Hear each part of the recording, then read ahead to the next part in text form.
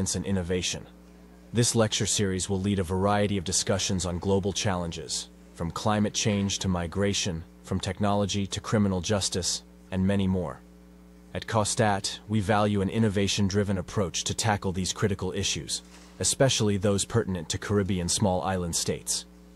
Today we're going to analyze, discuss, and spark actionable solutions.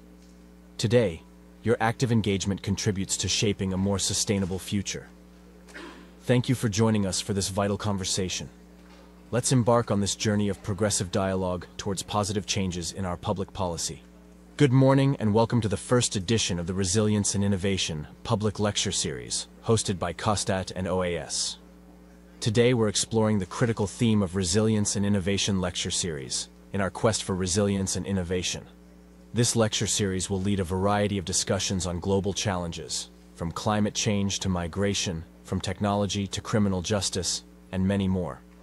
At COSTAATT, we value an innovation-driven approach to tackle these critical issues, especially those pertinent to Caribbean small island states. Today we're going to analyze, discuss, and spark actionable solutions. Today, your active engagement contributes to shaping a more sustainable future. Thank you for joining us for this vital conversation. Let's embark on this journey of progressive dialogue towards positive changes in our public policy. Good morning and welcome to the first edition of the Resilience and Innovation Public Lecture Series, hosted by COSTAATT and OAS. Today we're exploring the critical theme of Resilience and Innovation Lecture Series, in our quest for resilience and innovation. This lecture series will lead a variety of discussions on global challenges, from climate change to migration, from technology to criminal justice, and many more. At COSTAATT, we value an innovation-driven approach to tackle these critical issues, especially those pertinent to Caribbean small island states. Today we're going to analyze, discuss, and spark actionable solutions. Today, your active engagement contributes to shaping a more sustainable future. Thank you for joining us for this vital conversation. Let's embark on this journey of progressive dialogue towards positive changes in our public policy. Good morning and welcome to the first edition of the Resilience and Innovation Public Lecture Series, hosted by COSTAATT and OAS. Today we're exploring the critical theme of Resilience and Innovation Lecture Series, in our quest for resilience and innovation. This lecture series will lead a variety of discussions on global challenges, from climate change to migration, from technology to criminal justice, and many more. At COSTAATT, we value an innovation-driven approach to tackle these critical issues, especially those pertinent to Caribbean small island states. Today we're going to analyze, discuss, and spark actionable solutions. Today, your active engagement contributes to shaping a more sustainable future. Thank you for joining us for this vital conversation. Let's embark on this journey of progressive dialogue towards positive changes in our public policy. Good morning and welcome to the first edition of the Resilience and Innovation Public Lecture Series, hosted by COSTAATT and OAS. Today we're exploring the critical theme of Resilience and Innovation Lecture Series, in our quest for resilience and innovation. This lecture series will lead a variety of discussions on global challenges, from climate change to migration, from technology to criminal justice, and many more. At COSTAATT, we value an innovation-driven approach to tackle these critical issues, especially those pertinent to Caribbean small island states. Today we're going to analyze, discuss, and spark actionable solutions. Today, your active engagement contributes to shaping a more sustainable future. Thank you for joining us for this vital conversation. Let's embark on this journey of progressive dialogue towards positive changes in our public policy. Good morning and welcome to the first edition of the Resilience and Innovation Public Lecture Series, hosted by COSTAATT and OAS. Today we're exploring the critical theme of Resilience and Innovation Lecture Series, in our quest for resilience and innovation. This lecture series will lead a variety of discussions on global challenges, from climate change to migration, from technology to criminal justice, and many more.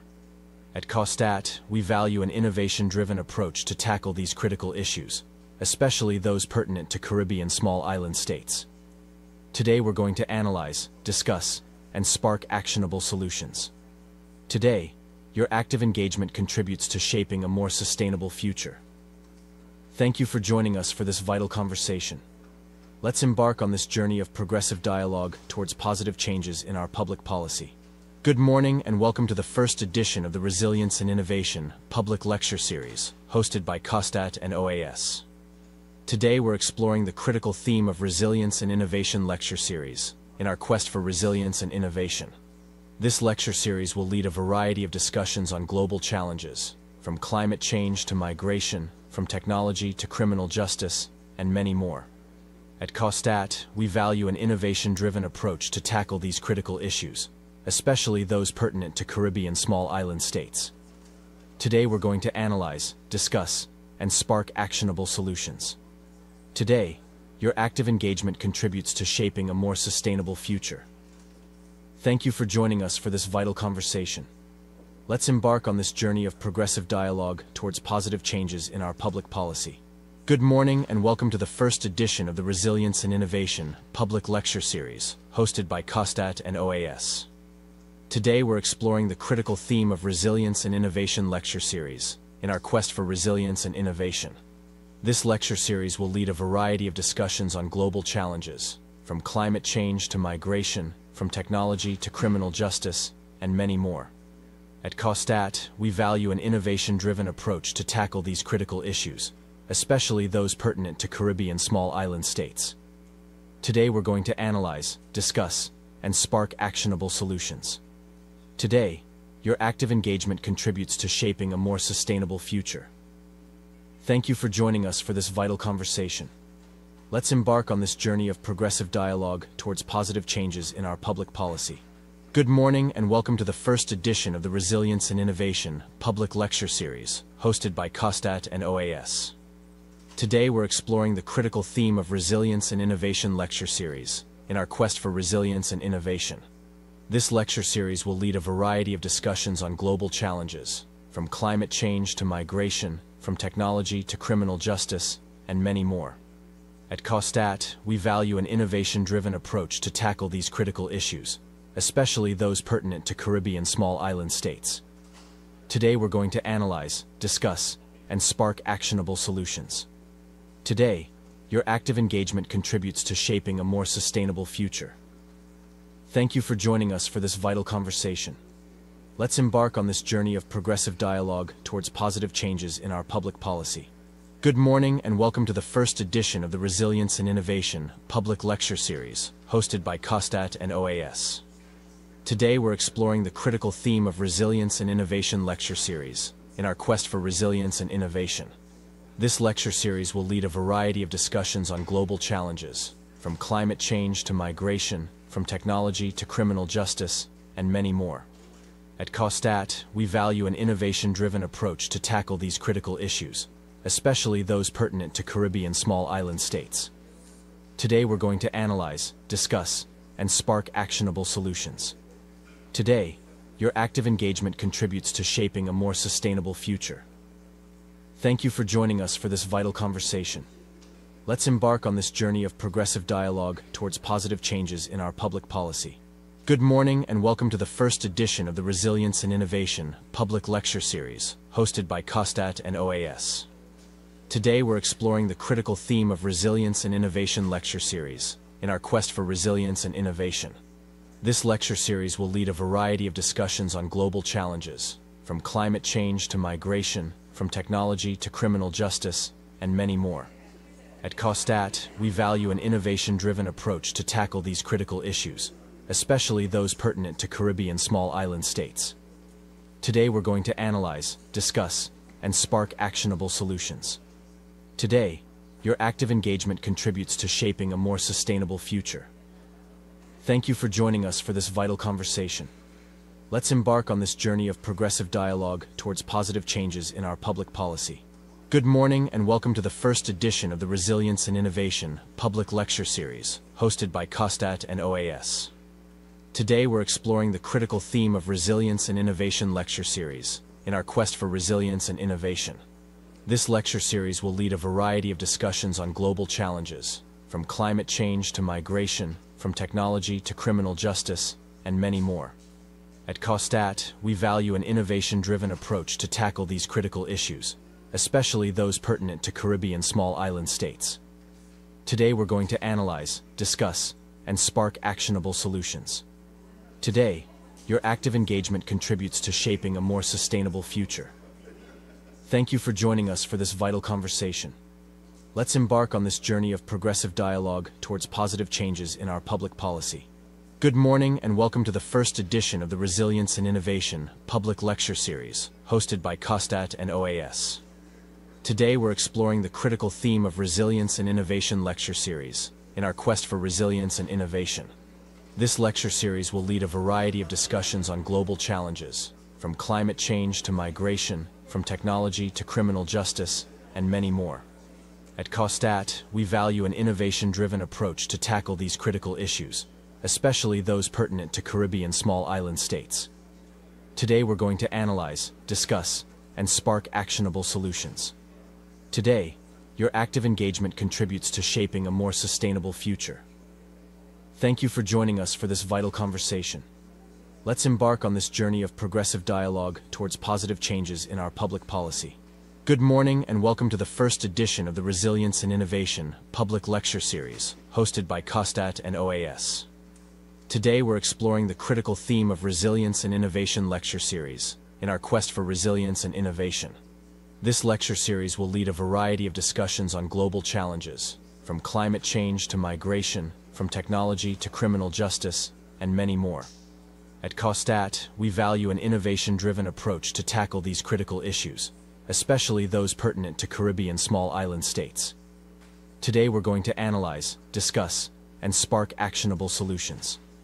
Today, your active engagement contributes to shaping a more sustainable future. Thank you for joining us for this vital conversation.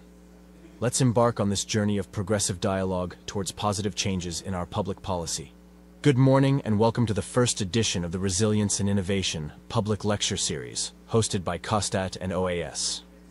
Today we're exploring the critical theme of Resilience and Innovation Lecture Series in our quest for resilience and innovation.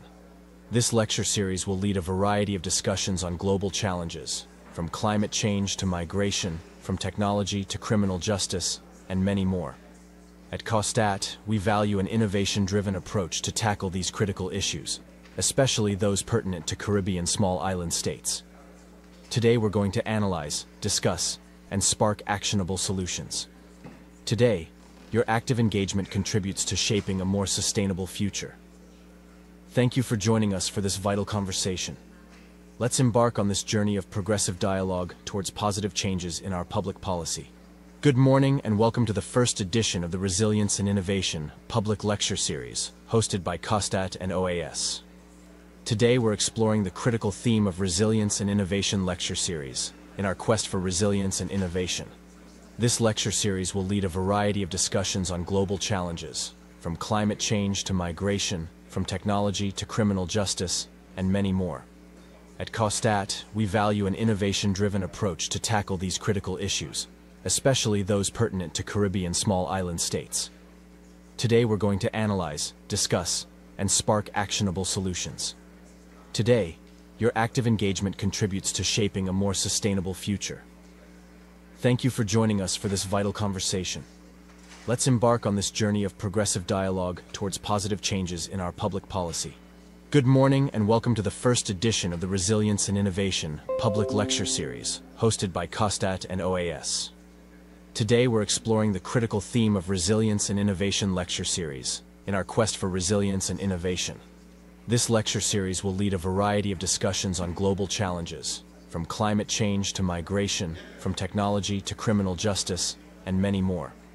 At COSTAATT, we value an innovation-driven approach to tackle these critical issues, especially those pertinent to Caribbean small island states. Today we're going to analyze, discuss, and spark actionable solutions. Today, your active engagement contributes to shaping a more sustainable future. Thank you for joining us for this vital conversation. Let's embark on this journey of progressive dialogue towards positive changes in our public policy. Good morning and welcome to the first edition of the Resilience and Innovation Public Lecture Series, hosted by COSTAATT and OAS. Today we're exploring the critical theme of Resilience and Innovation Lecture Series in our quest for resilience and innovation. This lecture series will lead a variety of discussions on global challenges, from climate change to migration, from technology to criminal justice, and many more. At COSTAATT, we value an innovation-driven approach to tackle these critical issues, especially those pertinent to Caribbean small island states. Today we're going to analyze, discuss, and spark actionable solutions. Today, your active engagement contributes to shaping a more sustainable future. Thank you for joining us for this vital conversation. Let's embark on this journey of progressive dialogue towards positive changes in our public policy. Good morning and welcome to the first edition of the Resilience and Innovation public lecture series hosted by COSTAATT and OAS. Here at Government Campus. Today we're exploring the critical theme of Resilience and Innovation lecture series in our quest for resilience and innovation. This lecture series will lead a variety of discussions on global challenges, from climate change to migration, from technology to criminal justice, and many more. At COSTAATT, we value an innovation-driven approach to tackle these critical issues, especially those pertinent to Caribbean small island states. Today we're going to analyze, discuss, and spark actionable solutions. Today, your active engagement contributes to shaping a more sustainable future. Thank you for joining us for this vital conversation. Let's embark on this journey of progressive dialogue towards positive changes in our public policy. Good morning and welcome to the first edition of the Resilience and Innovation public lecture series hosted by COSTAATT and OAS. Today we're exploring the critical theme of Resilience and Innovation lecture series in our quest for resilience and innovation. This lecture series will lead a variety of discussions on global challenges, from climate change to migration, from technology to criminal justice, and many more. At COSTAATT, we value an innovation-driven approach to tackle these critical issues, especially those pertinent to Caribbean small island states. Today we're going to analyze, discuss, and spark actionable solutions. Today, your active engagement contributes to shaping a more sustainable future. Could we please stand for the national Thank you for anthem? joining us for this vital conversation. Let's Following the embark on this national journey anthem, of please progressive remain standing dialogue for towards the positive invocation. changes in our public policy. Good morning and welcome to the first edition of the Resilience and Innovation public lecture series hosted by COSTAATT and OAS. Today we're exploring the critical theme of Resilience and Innovation lecture series in our quest for resilience and innovation. This lecture series will lead a variety of discussions on global challenges, from climate change to migration, from technology to criminal justice, and many more. At COSTAATT, we value an innovation-driven approach to tackle these critical issues, especially those pertinent to Caribbean small island states. Today we're going to analyze, discuss, and spark actionable solutions. Today, your active engagement contributes to shaping a more sustainable future. Thank you for joining us for this vital conversation. Let's embark on this journey of progressive dialogue towards positive changes in our public policy. Good morning and welcome to the first edition of the Resilience and Innovation public lecture series hosted by COSTAATT. Today we're exploring the critical theme of Resilience and Innovation lecture series in our quest for resilience and innovation. This lecture series will lead a variety of discussions on global challenges, from climate change to migration, from technology to criminal justice, and many more. At COSTAATT, we value an innovation-driven approach to tackle these critical issues, especially those pertinent to Caribbean small island states. Today we're going to analyze, discuss, and spark actionable solutions. Today, your active engagement contributes to shaping a more sustainable future. Thank you for joining us for this vital conversation. Let's embark on this journey of progressive dialogue towards positive changes in our public policy. Good morning and welcome to the first edition of the Resilience and Innovation public lecture series hosted by COSTAATT and OAS. Today we're exploring the critical theme of Resilience and Innovation lecture series in our quest for resilience and innovation. This lecture series will lead a variety of discussions on global challenges, from climate change to migration, from technology to criminal justice, and many more. At COSTAATT, we value an innovation-driven approach to tackle these critical issues, especially those pertinent to Caribbean small island states. Today we're going to analyze, discuss, and spark actionable solutions. Today, your active engagement contributes to shaping a more sustainable future. Thank you for joining us for this vital conversation. Let's embark on this journey of progressive dialogue towards positive changes in our public policy. Good morning and welcome to the first edition of the Resilience and Innovation public lecture series hosted by COSTAATT and OAS.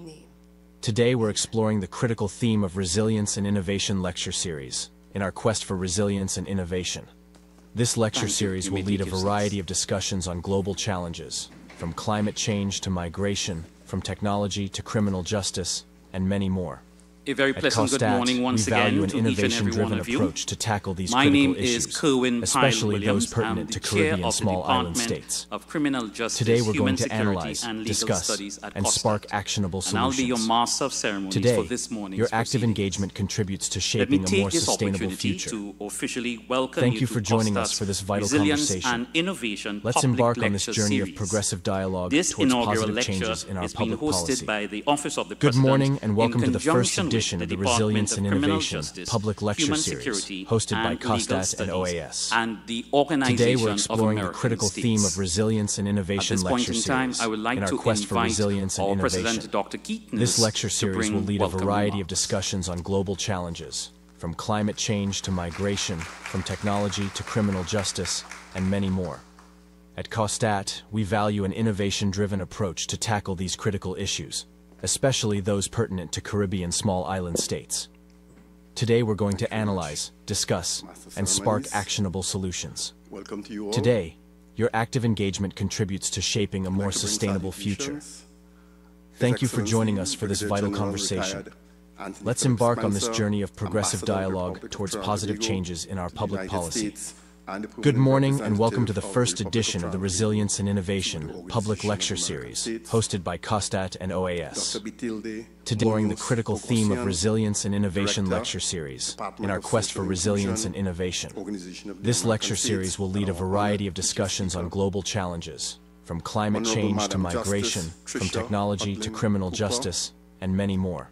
Mr. At COSTAATT, we value an Rios, innovation-driven Chief approach to Operating tackle these Officer, critical Inter-American issues, Development Bank, especially those Trinidad and pertinent to Tobago, Caribbean small island Vice states. Presidents, Deans, Chairs, Today we're and going other to senior analyze, officials discuss, of and spark COSTAATT, actionable the College of solutions. Science, Technology, Today, and Applied your Arts, active Trinidad and engagement contributes to shaping a more Representatives sustainable of future. government ministries and agencies, Thank you for joining us for this vital representatives of the conversation. Protective Services, Let's embark on this Ms. journey of Denise progressive Fisher, dialogue towards Executive positive Director, changes in our public policy. Caribbean Center for Human Good Rights, morning and welcome to the Mr. first Gerald edition of the Wilson, Resilience and Chairman, Innovation Vision Public and Lecture Mission, Series, hosted Ms. by Giselle COSTAATT and Chance, OAS. Chief Executive Officer, Today we're exploring Vision the and critical Mission, theme of Resilience and special Innovation invited Lecture guests, Series our in our distinguished quest for resilience and distinguished innovation. ladies and This gentlemen, lecture series will lead a members variety of of the discussions on global challenges, from climate change to migration, from technology to Good criminal morning all to justice, you. and many more.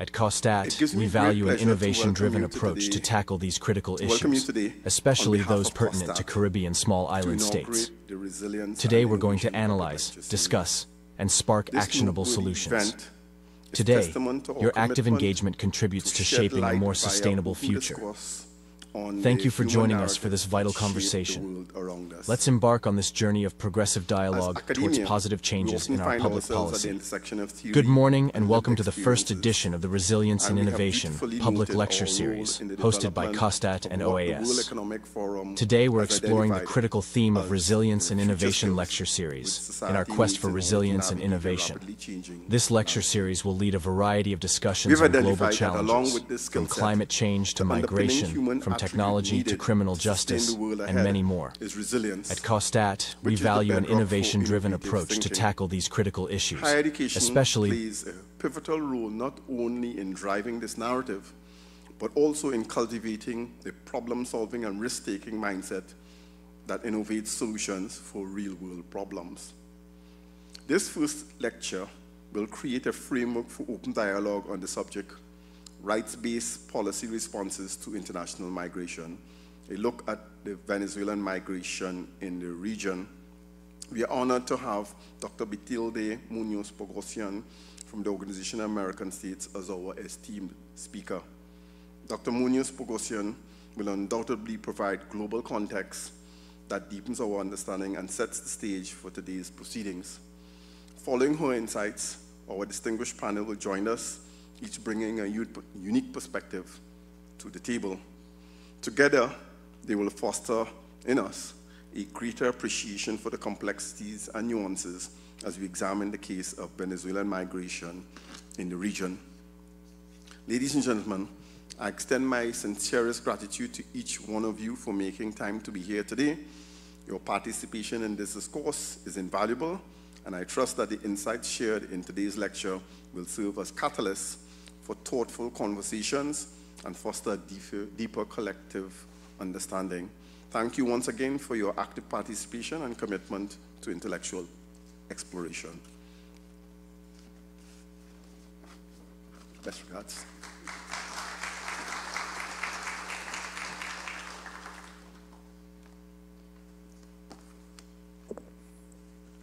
Thank you very much, Dr. Nurse. It is now my pleasure to introduce today's featured speaker. Dr. Batilda Munoz-Pogasian is the Director of Social Inclusion at the Organization of American States.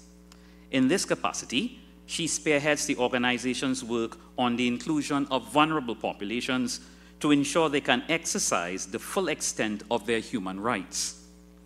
Her portfolio also includes directing and supporting work on migration, forced displacement, and refugees, as well as the social development and equity agenda for the organization. Dr. Munoz has more than 2 decades of service at the OAS, having worked extensively in leading the organization's work on democracy, promotion, elections, as well as in the access to rights and the inclusion agenda. She has participated in over 50 political and electoral observation missions on behalf of the OAS. In addition to her work with the OAS, she has published extensively in both English and Spanish outlets on issues pertaining to migration, democratic development, and political inclusion. Dr. Munoz-Pogasian earned a BS from Florida Metropolitan University and an MA in Political Science and International Relations from the University of South Florida. She earned her PhD in Political Science from Florida International University. She's a 2022 Draper Hills Summer Fellow at Stratford's Center on Democracy, Development, and the Rule of Law. She is fluent in both English and Spanish. Please, ladies and gentlemen, join me in welcoming to Trinidad and Tobago and to COSTAATT's inaugural public lecture our featured speaker, Dr. Batilda Munoz-Pogasian.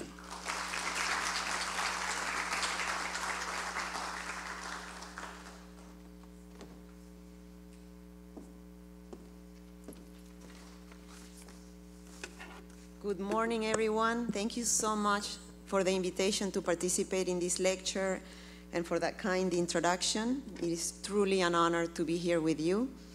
I want to start also by recognizing the distinguished authorities who are present here today, thanking them also for the warm welcome to this beautiful country. Of course, His Excellency Brigadier General Anthony Philip Spencer, Ambassador of Trinidad and Tobago to the US and also to the Organization of American States, Honorable Madam Justice Tricia Hudlin Cooper, Dr. Keith Nurse, President of COSTAATT, Vice Presidents, Deans, some of you I have met earlier, chairs and other senior officials at the college. I, of course, need to thank Professor Kerwin Pyle Williams, Chair of the Department of Criminal Justice, Human Security and Legal Studies, and Professors Kevin Peters and Kieran Knight. Where are you? Good to see you, and thanks so much for the invitation. And as well, all government representatives, ministries, from ministries and agencies, representatives of the protective services and other NGOs that are participating in this event, distinguished ladies and gentlemen, friends all. For the purposes of this lecture on rights-based policy responses to international migration, putting the lens on Venezuelan migration, I wanted to structure my remarks around 3 key broad sections. In the first part, I wanted to set the stage and review the current regional context regarding human mobility, putting the lens on the Venezuela situation, and talk about what are the numbers, which countries of the region are receiving this migration, and how the responses have been. Secondly, I wanted to also map out the key principles that must guide the implementation of rights-based policy responses. In other words, try to respond to the question of what does it entail, how can we mainstream it in the work that we do in this regard, and how do rights-based reception and integration of migrant and refugees looks like. And finally, I want us to look to the region and review some good examples, some interesting innovations and good practices happening in the region to receive and integrate these populations. So on the first broad issue of the regional context, right? If we take a look at what is happening in the region, it is important to establish first that human mobility is a reality that affects all countries of the region, all countries of the Americas, be they as countries of origin, transit, destination, and oftentimes also countries of return. And it is also a reality that affects, believe it or not, the lives of millions of people around our hemisphere. Please note that when I refer to the term human mobility, I mean the movement of people from one place to another, whether it is within a country or across international borders. And I have to say that this concept has started to be used more and more, especially by those of us working from a human rights and inclusion perspective, because it is a term that can be encompassing of all forms of human movement, including migration, forced displacement, as well as others, and because it puts people at the center of all the conversations on issues of migration. Why do people move in the Americas? Well, human mobility in the region today is a result of a variety of factors. There's a group of people who, of course, move for voluntary reasons, be they work or studies or family reunification, while the vast majority move because they have no choice, with violence, persecution, natural disasters, socioeconomic precariousness, democratic breakdown, and conflict in some countries, as well as lack of opportunities, being some of the reasons that drive people to move from their homes, from their communities. An important characteristic of recent human mobility trends in the region is not just that the numbers of people on the move have increased, but that they are moving within our region. And today we have record levels of intra-regional migration in the Western Hemisphere, and this is confirmed by the data. And let me review very quickly some of the numbers. Since 2010, the number of people on the move in the region, particularly what is called or known as mixed migratory flows, has grown exponentially. There has been an increase from approximately 8.3 million people in 2010 to approximately 16.3 million in 2022. In other words, more than a 50% increase. If we look at the Central American region, the number of refugees and asylum seekers has increased dramatically from 44,000 in 2017 to almost 500,000 in 2022. There are about 600,000 refugees and asylum seekers from El Salvador, Honduras, and Guatemala, and 300,000 internally displaced persons only in El Salvador and Honduras, where more than half of those are children and adolescents. This total figure of 1 million displaced persons in Central America and Mexico also include more than 250,000 Nicaraguans who have been forced to move from their country due to the persecution and serious human rights violations in their country since about April of 2018. Costa Rica, by the way, is the country that has received the most of this Nicaraguan migration, about 80%, or 216,000, which represents actually around 4% of the total population in this receiving country. As for the US, in the first 6 months of this fiscal year, 2023, US Customs and Border Protection, also known as CBP, detected the presence of 287,000 citizens from major Central American countries, including El Salvador, Guatemala, Honduras, and Nicaragua, at the southern border. In September of this year alone, CBP has apprehended more than 200,000 migrants at the same border, which may be also indicative of a growing number of arrivals, and probably by the close of 2023, we will have a much larger number. However, it is the Venezuela situation, the one that represents the largest displacement crisis the region has ever had, and today the largest in the world, even above of the Syrian and Ukrainian people. So what do the numbers say? And we use data from the R4B platform, a platform put forth by IOM and UNHCR that confirms that approximately 7.7 million Venezuelans have left the country, of which 6.5 million have settled in countries within our region. In other words, 80% of these almost 8 million people have settled in countries of the Americas. Colombia has become the primary reception country for the Venezuelan population, shifting from having been a country of origin in the past to now receiving the largest number of displaced Venezuelans, and this shift has undoubtedly put pressures on the resources and services in this country and generated humanitarian and, of course, political challenges.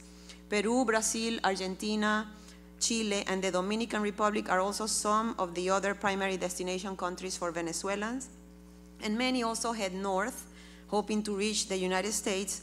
Many of them cross what's known as the Darien Gap, the national park, which is a dense jungle between Colombia and Panama, right at the border, that is considered today one of the world's most dangerous migration routes. The numbers of those crossing this area have been increasing since 2021. As of December 1st, 2023, we went and checked the data with our colleagues in Panama.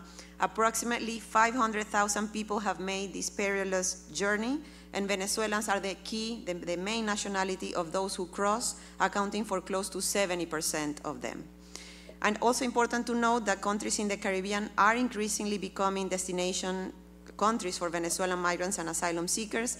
Also, data from the R4V platform as of November of last year, 2022, the countries of the Caribbean, including Aruba, Curacao, the Dominican Republic, Guyana, and Trinidad and Tobago, hosted an estimated 200,000 refugees and migrants from Venezuela.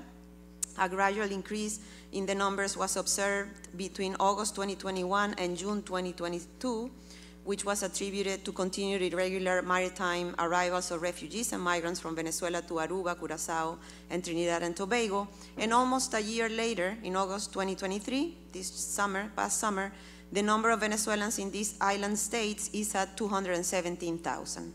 Notwithstanding an anticipated slight decline in the rate of new arrivals in 2023 because of the implementation of new visa requirements in some of the countries, irregular border crossings are expected to continue. They continue. The unfortunate part is that people continue to take these routes despite the heightened risk of violence, abuse, and exploitation by human trafficking and migrant smuggling networks, usually, of course, associated to organized crime, that move people through such dangerous routes on their way to Caribbean countries. However, as I always say, this goes beyond numbers, statistics, and averages. Behind those numbers I just mentioned, there are people with their own stories, dreams, and goals. There are people whose rights must be protected, and it is the OAS perspective that we all can play a role in ensuring the protection of their rights. This is the perfect segue to the second part of my lecture, focused on how to implement rights-based policy responses to Venezuelan migration, focused on their reception and integration. And first and foremost, let's review what a rights-based response means. What does the approach entail? Any rights-based response to human mobility is one in which the rights of all people are guaranteed, respected, and protected. It is one that places people and their human rights at the center of all political and policy conversations, policy design, and services related to migration and international protection. Is one that uses existing regional and international human rights standards as the norms to follow, as the guide to be able to design them, and it is humane. This approach also refers to being considerate of the special protection needs of refugees and migrants due to the difficult circumstances they left behind, the circumstances in which they have traveled, and the conditions in which they find themselves upon arrival in a new place. There are also 5 key principles that should govern rights-based policy responses. These include the principle of non-discrimination, the principle of care and protection from harm, a gender-based approach, the principle of intersectionality or multiple discrimination, and a last and 5th one specific to the best interests of the child. The principle of non-discrimination calls for states to protect refugees and migrants from all forms of discrimination based on their migration or refugee status, nationality, or any other type of discrimination on grounds of sex, gender, race, ethnicity, language, religion or belief, political or other opinions, social origin, disability, age, or whatever the motives of persons attempting to cross international borders may be. Second, the principle of care and protection from harm refers to the need for states to identify and take into consideration the individual circumstances of migrants and refugees arriving at borders and ensure their effective protection and access to justice. Thirdly, a gender-based approach, mainly ensuring that in the analysis of the situation and needs of migrants and refugees, we are conscious of the particular and generally disproportionate challenges that migrant and refugee women face. And this is especially important for Venezuelan migrants and refugees, as we have seen recently a term that has been used is the feminization of migration, of Venezuelan migration, with Venezuelan women migrating in similar levels as men. The gender-based approach allows us to identify how the consequences of violence and human rights violations can be different and have a differentiated impact on women and men. The fourth principle is that of intersectionality or multiple discrimination, which is this awareness that multiple discriminations can take place when we refer to the situation of migrants and refugees. Intersectionality is a framework for understanding how different aspects of a person's identity can coexist in people and are intertwined, affecting how they experience a migratory process. And the last principle, as I mentioned, is specific to children on the move, and that is ensuring that any policy decision responds to the best interest of the child. How do these principles look like in the reception and integration of migrants and refugees? When we talk about reception, we are referring to a set of policies, measures, and short-term decisions to provide primary attention to these populations upon arrival in the territory, to meet their basic needs, to guarantee their referral to appropriate resources and processes, and to access and exercise their human rights in accordance with international standards. Rights-based reception policies must include, for instance, access to basic needs such as shelter, food, water, a health checkup. When we talk about integration, also crucial, we are talking about a multidimensional dynamic process that involves a broad set of processes, policies, actions, and experiences aimed at promoting rootedness and a sense of belonging, full social and economic inclusion, civic participation, social recognition, and political involvement that guarantees the legitimacy of institutions, of course, and the development of a dignified life based on the guarantee of the exercise of the human rights of people who settle in a new environment. For it to be successful, we've also found that the OAS and ensure a rights-based approach, it is important to include these populations in the design and implementation of these interventions for their integration, but to also involve the communities that are hosting them. It refers to reducing disparities in social participation and ensuring equitable access to services, as well as other rights. Regarding integration, I also wanted to mention the fight against discrimination and xenophobia is essential. From my experience visiting countries of the region, I am happy to report that although indeed there are cases of discrimination and xenophobia, it is not really the norm, and it is not as widespread as the media may sometimes cover.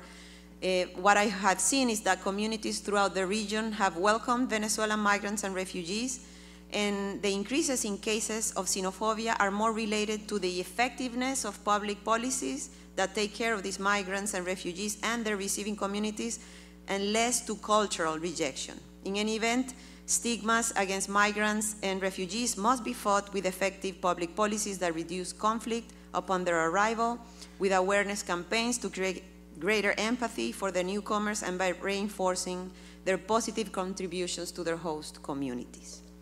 Let me now go to the third and last part of my lecture, and is to answer the question of what lessons can we learn from the Americas in receiving and integrating Venezuelan migrants and refugees. Before I cover specific examples, I must mention, though, that within the region there are a series of sub-regional migration cooperation mechanisms, where a lot of the learning and the sharing of lessons is happening. These include, of course, the OAS, the Organization of American States Committee on Migratory Affairs. It also includes the Comprehensive Regional Protection and Solutions Framework, is also known as MERPS for Central America and Mexico, which is the regional application of the Comprehensive Refugee Framework that is contained in the Global Compact on Refugees. There's also the Quito process, specifically adopted to address the situation of Venezuelan migrants. And the most recent one, I should mention, is the Los Angeles Declaration on Migration and Protection that was signed last year during the Summit of the Americas in LA in June. And various countries in Central and South America and some countries from the Caribbean have joined. These processes have addressed the increased flow of Venezuelan citizens into their territories and have also joined efforts with the aim of exchanging information and good practices, as well as seeking to articulate regional coordination of the responses that the countries are giving. So based on this, a review of what's really happening in the various working groups in these processes, I pulled out some of the good practices that may inform or serve as inspiration in the design of future rights-based policy responses to the Venezuela situation. On the issue of regularization, there are many good examples in the region. Indeed, I believe this is the area where we've seen most of the innovation coming from the Americas, even more than other regions in the world. Innovation that, as I said, can serve as models with the proper and pertinent adaptations to particular contexts. And I'm going to talk about two examples. One is the regularization plan for Venezuelans in the Dominican Republic. As of January 2023, there are approximately 116,000 Venezuelans living in the DR. Many of them enter the country in a regular manner, as they were allowed to enter with a tourist visa, but many of them have overstayed their visas. And in addition, in December 2019, the Ministry of Foreign Affairs also imposed a new tourist visa for Venezuelans. Due to the visa requirement and the eventual expiration of the visas and tourist cards, many Venezuelans in the country found themselves staying in an irregular situation. This irregular status exposed them to situations of extreme vulnerability. Their livelihoods, for instance, were severely affected by not having access to the formal labor market. They experienced limited access to fundamental rights like health and education. And 2 years later, in January 2021, the Dominican government adopted a regularization plan, some call it an amnesty, to normalize the status of Venezuelans in the country. And the plan offered a path toward a more permanent stay for those who enter the country initially in a regular manner, even if they rather later fell out of status, between January 2014 and March 2020, and who met a specific set of criteria that the government established. The regularization plan has been extremely beneficial for the youth as well as for the host communities.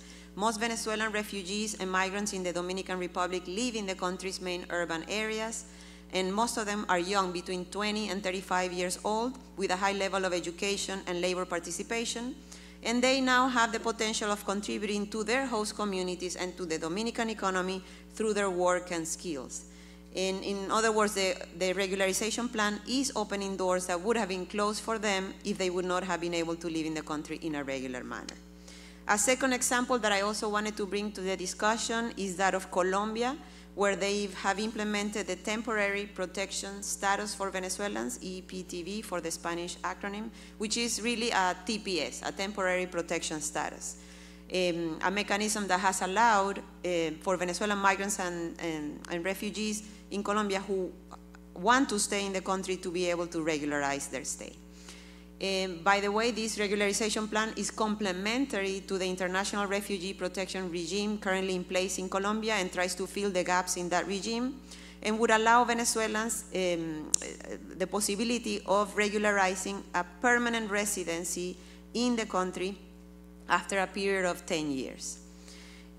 So far, I must say the measure has been very effective to regularize Venezuelans in Colombia who wish to remain, and is described as one of the most important humanitarian gestures by any government, especially considering that the country hosts over 2.5 million Venezuelans. The Dominican and Colombian cases undoubtedly demonstrate that creating paths towards a regular stay in the country and providing opportunities for integration can make a difference for those newcomers and for their host community. And as I always say, regularization is usually the entry door, la puerta de entrada to all other rights, so it must be an essential part of rights-based policy responses to migration. Regarding education, there are also very interesting efforts to guarantee this right and especially the recognition of professional degrees. An interesting example in this realm is the case of Argentina, where the National Ministry of Education approved a process called the Unified Procedure for the Validation of University Degrees. This was approved in July 2018, which empowered the National Directorate of Educational Management to validate university degrees, diplomas, or academic degrees issued by university institutions duly recognized by the competent authorities in the Bolivarian Republic of Venezuela. And to this date, there are at least 16 national universities with an agreement for the validation of university degrees, especially in professions that are in high demand in Argentina. In the Caribbean, approximately 4,900 refugees and migrants also received educational support. Some actions included the payment of insurance, for instance, tuition fees, uniforms, transportation, and other learning resources. In Guyana, for instance, organizations that support the government in receiving this population have organized after-school programs and second language classes for Venezuelan children and adults, including the establishment of ESL, or English as a second language classes, in 4 regions in partnership with the Ministry of Education in Guyana. With regards to access to health, an interesting example is that of Peru and their program known as the Urban Mobile Brigades. These brigades were not implemented specifically for the migrant and refugee population, rather for everyone, but in the process, the particularities of this population in a situation of vulnerability, especially those people living with HIV, were considered and allowed and permitted the Ministry of Health to be able to map out the migrant population and their specific health needs. In the Caribbean, some initiatives regarding access to health have also been implemented.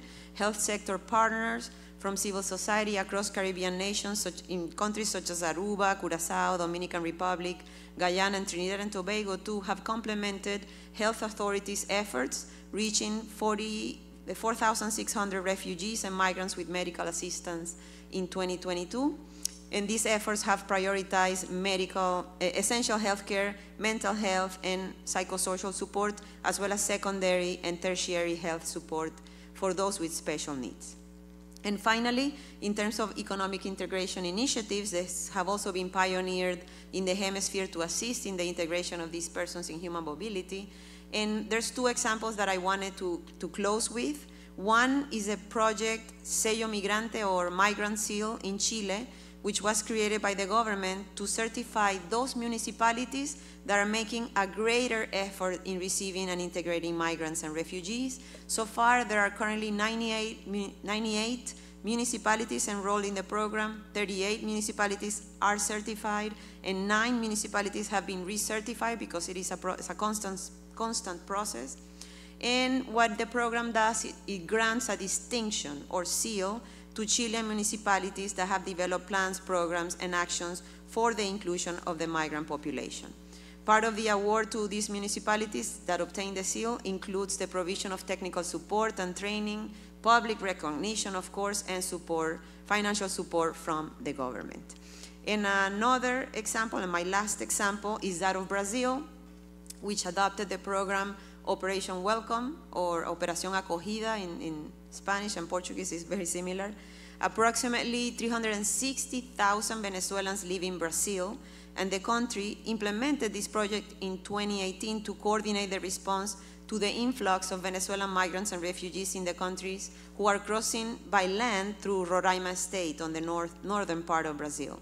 The program has 3 strategic axes: border planning with support from the military, or in the Brazilian military, reception with support from migration authorities as well as other social sector institutions, and what they call internalization or relocation which in all these three axes, what they seek to do is to provide services to Venezuelan migrants and refugees, including shelter, food, documentation, basic medical care, and this program to help these populations find employment and supporting their relocation to other regions in Brazil with more vibrant formal labor markets.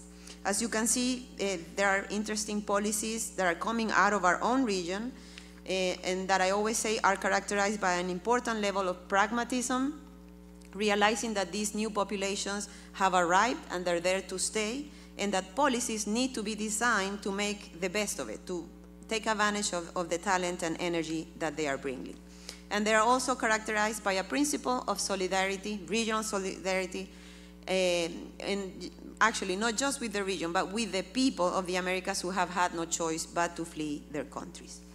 Let me now close, distinguished guests, by summarizing three key ideas that I would like all of us to keep in mind when dealing with Venezuelan migration and in the conversation that we are about to have. First, that Venezuelan migration will probably continue. We should expect it to continue as long as the root causes are not resolved. In this sense, we also need to continue thinking outside of the box to develop rights-based responses to protect their rights and to make the best, as I said, of the talent and energy and contributions that they are bringing. Secondly, governments throughout the region are doing the best they can to receive them using the available capacities, the available fiscal spaces, because of course it has a monetary cost, in responding based on a true spirit, as I said, of regional solidarity, but they cannot do it alone. The ecosystem of actors that are involved in human mobility responses needs to continue working closely to close the gaps in responses, and in this regard, NGOs, private sector, philanthropic institutions, global and regional organizations, we all have a role to play. And thirdly, no country can do this alone. It is therefore essential that regional cooperation on migration and forced displacement be strengthened. At the OAS, we believe that sharing good practices and working together at the regional level to provide a better response to human mobility in the short, medium, and long term is fundamental. And for that reason, the OAS continues to participate in and support the processes that are being carried out at the regional level, welcomes the continued participation of Trinidad and Tobago at the OAS and in all these spaces, and of course avails itself to serve as a platform for future dialogue on this matter, evaluate what policies can be improved, and to share the best practices with the rest of the region. I leave it here. Thank you so much for this invitation.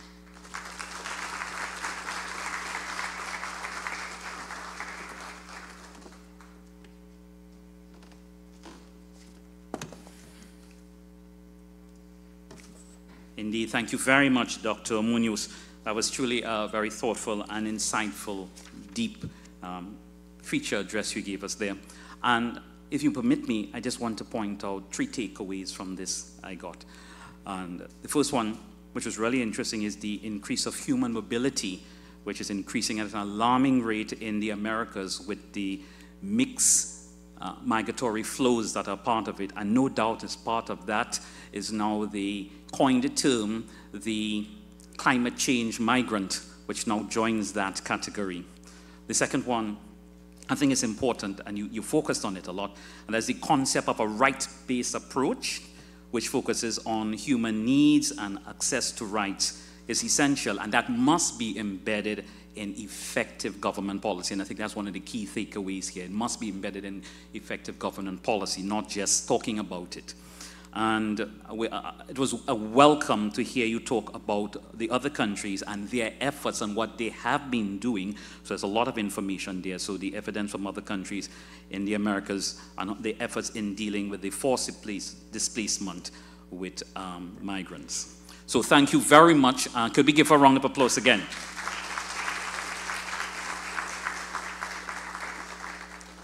So to keep the momentum going, we will now move from, you will now get an opportunity to engage the feature speaker and our panelists in a little while. And so to do so, I will invite Dr. Kevin Peters, the senior lecturer in the Department of Criminal Justice and Legal Studies, who will convene the panel, chair the discussion, and engage the audience.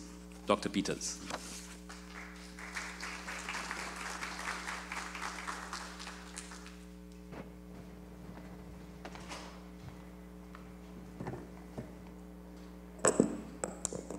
Morning, everyone. In observance of all established protocols, I extend gratitude for your presence and welcome you to our panel discussion entitled, A Look at Venezuelan Migration in the Region. My name is Kevin Peters, and I am a senior lecturer in the Department of Criminal Justice, Human Security, and Legal Studies, and I've been given the exciting job to moderate this esteemed panel, and it is my hope that you enjoy the discussion on what is a very timely and relevant issue in our region today.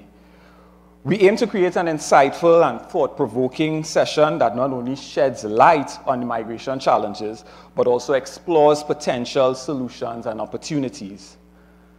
Our panel discussion will span 30 minutes, beginning with a brief introduction of our esteemed panelists and an overview of the discussion topic. After our panel discussion, we are excited to engage with you, our audience, in 20 minutes of questions and answers. Microphones will be available on both sides of the room to accommodate your queries, and I encourage you to actively participate by sharing your questions, thoughts, observations with our panelists. Thank you very much for being a part of this dialogue. Let us begin our exploration in this very crucial topic together. I will now read the bios of our esteemed panelists, and they will then make their way to the stage individually. I'll begin with the panelists here that are here in person, and then the two panelists that will be joining us virtually. Mr. Ganesh Rampasad is the Senior Legal Officer of the Living Water Community, Ministry for Migrants and Refugees. He holds a Bachelor's of Laws degree from the University of the West Indies and the Postgraduate Legal Education Certificate from the Hugh Wooding Law School, and admitted to practice in the year 2014. With a diverse legal background in criminal and civil litigation, judicial review, constitutional law, and family law, Ganesh transitioned to the Living Water Community in 2018 and its Ministry for Migrants and Refugees under its Migrant Legal Aid Assistance Program funded by the UNHCR. It was there that he has more passionately embraced the practice of social justice, lawyering in a humanitarian aid response. He has spearheaded and maintained relationships with key private and public sector stakeholders, such as the Ministry of Labor, Counter-Trafficking Unit, Police Complaints Authority, the Gender-Based Violence Unit of Trinidad and Tobago, and the TTPS, and well-respected legal practitioners in the field of constitution and human rights law, all aimed at strengthening the institutional capacity of migrants for access to justice and legal protections in Trinidad and Tobago. As part of the implementation of projects, he has worked over the last 6 years with several donors and actors in the field of migration response, such as the UNHCR, UNICEF, the Pan American Development Foundation, or PADAF, Asylum Access, and Catholic Relief Services. Ladies and gentlemen, Mr. Ganesh Rampasad. Thank you.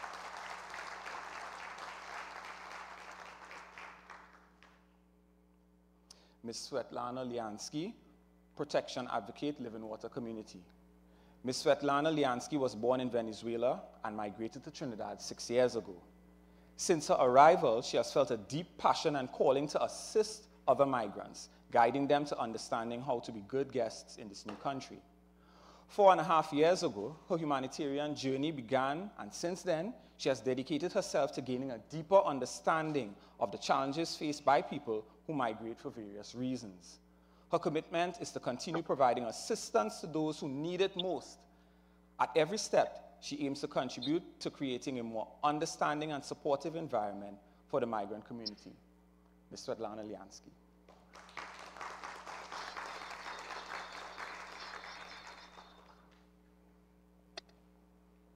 Dr. Keatners, President, College of Science, Technology, and Applied Arts of Trinidad and Tobago. Dr. Keatners is President of the College of Science, Technology, and Applied Arts of Trinidad and Tobago. He is the former principal, CEO of the Sir Arthur Lewis Community College, St. Lucia.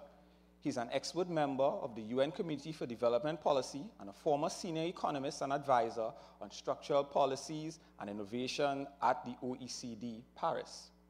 He's the former World Trade Organizational chair at the University of the West Indies, where he also served as the director of the UE Consulting Company. Dr. Nurse has published in areas such as trade policy and services, industrial policy and innovation governance, creative industries and the digital economy, tourism and cultural heritage, migration and diasporas, gender and economic restructuring, climate action, and sustainable development and disaster risk reduction. Dr. Keith Nurse. And I also invite Dr. Batilde to please join us at the... I will now read up online panelists, the bios of our online panelists. The online people, Japu. Yes, They need to get the audio in here so they can hear. Ms. Denise Pitcher currently works with the Caribbean Center for Human Rights, founded in 2006 by Diana Mahabir Wyatt and the late Desmond Alum SC as its executive director. The Caribbean Center for Human Rights is an independent, non-profit, non-governmental organization dedicated to the promotion, protection, and defense of human rights in Trinidad and Tobago and the Caribbean. Their work focuses on issues related to prison reform, criminal justice reform, and human rights of migrants and refugees. Denise Pitcher holds a Master's of Arts in International Relations from Webster University. Her human rights career began with an internship at the United Nations Commissioner for Refugees, the UNHCR, in India. She later joined the Water Community. No. That's the novel of online interaction. Yeah.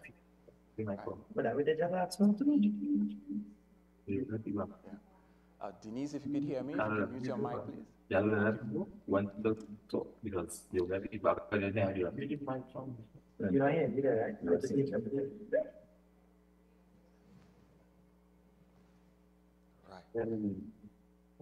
Denise Pitcher holds a Master's of Arts in International Relations from Webster University. Her human rights career began with an internship at the United Nations High Commissioner for Refugees in India.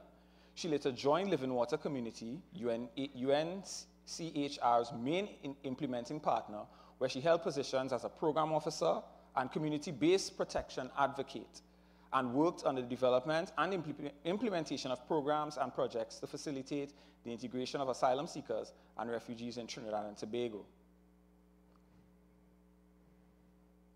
Ms. Hannah Katwaru, Project Director, Pan American Development Foundation, or PADAF.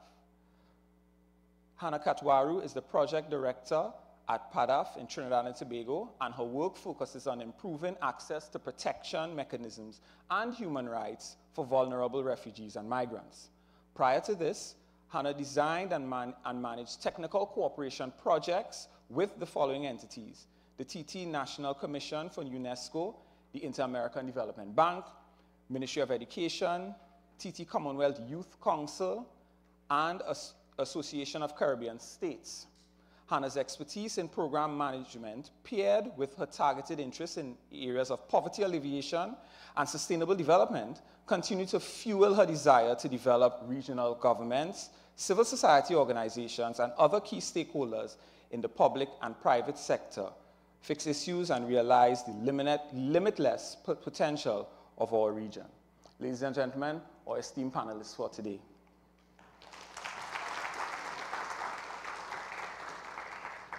And as I make my way to this side of the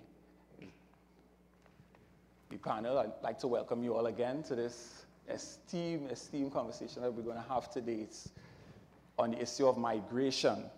And I want to start with the online, given the technicality issues we may have, I would like to start with the online panelists. And my first question is to Ms. Denise Pitcher. But before I start, Ms. Pitcher, could you hear me?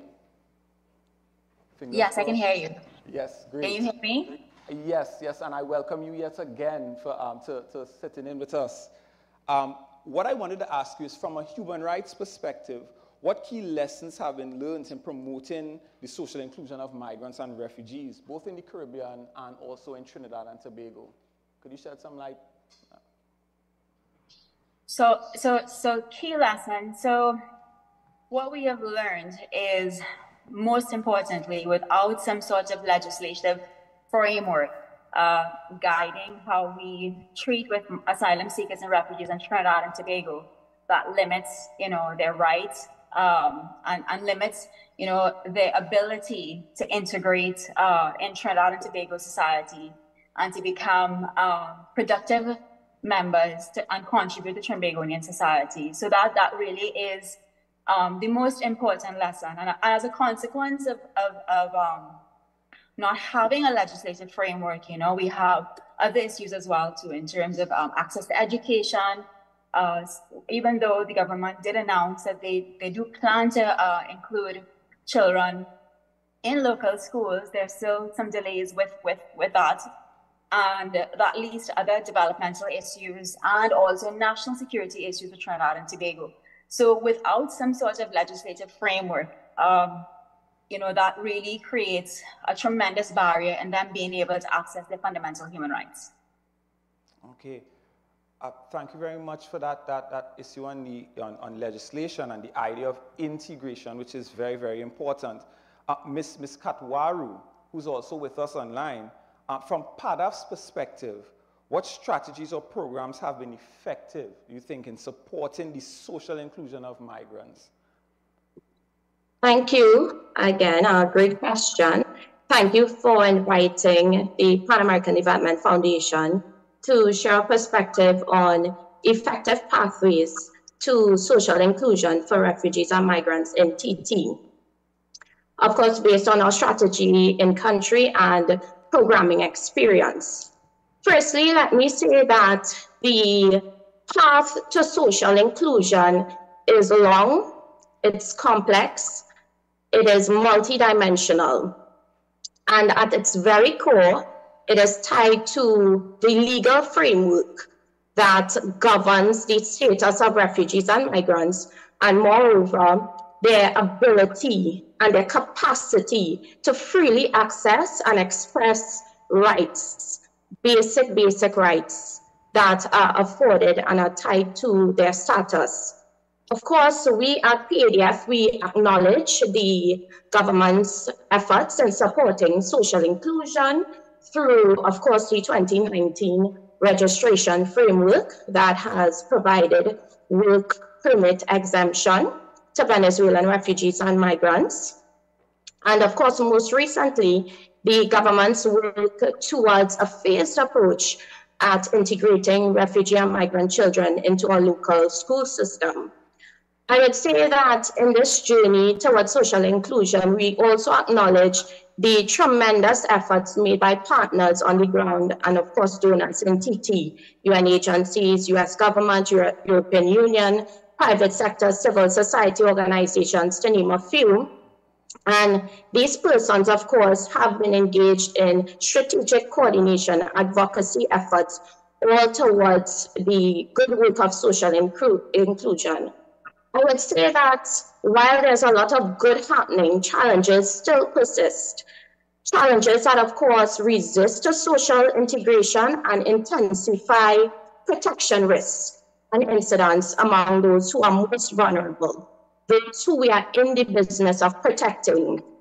I would say some of those challenges include access to formal education, educational opportunities are limited, access to decent employment is limited, access to justice, basic services and rights, healthcare, for example.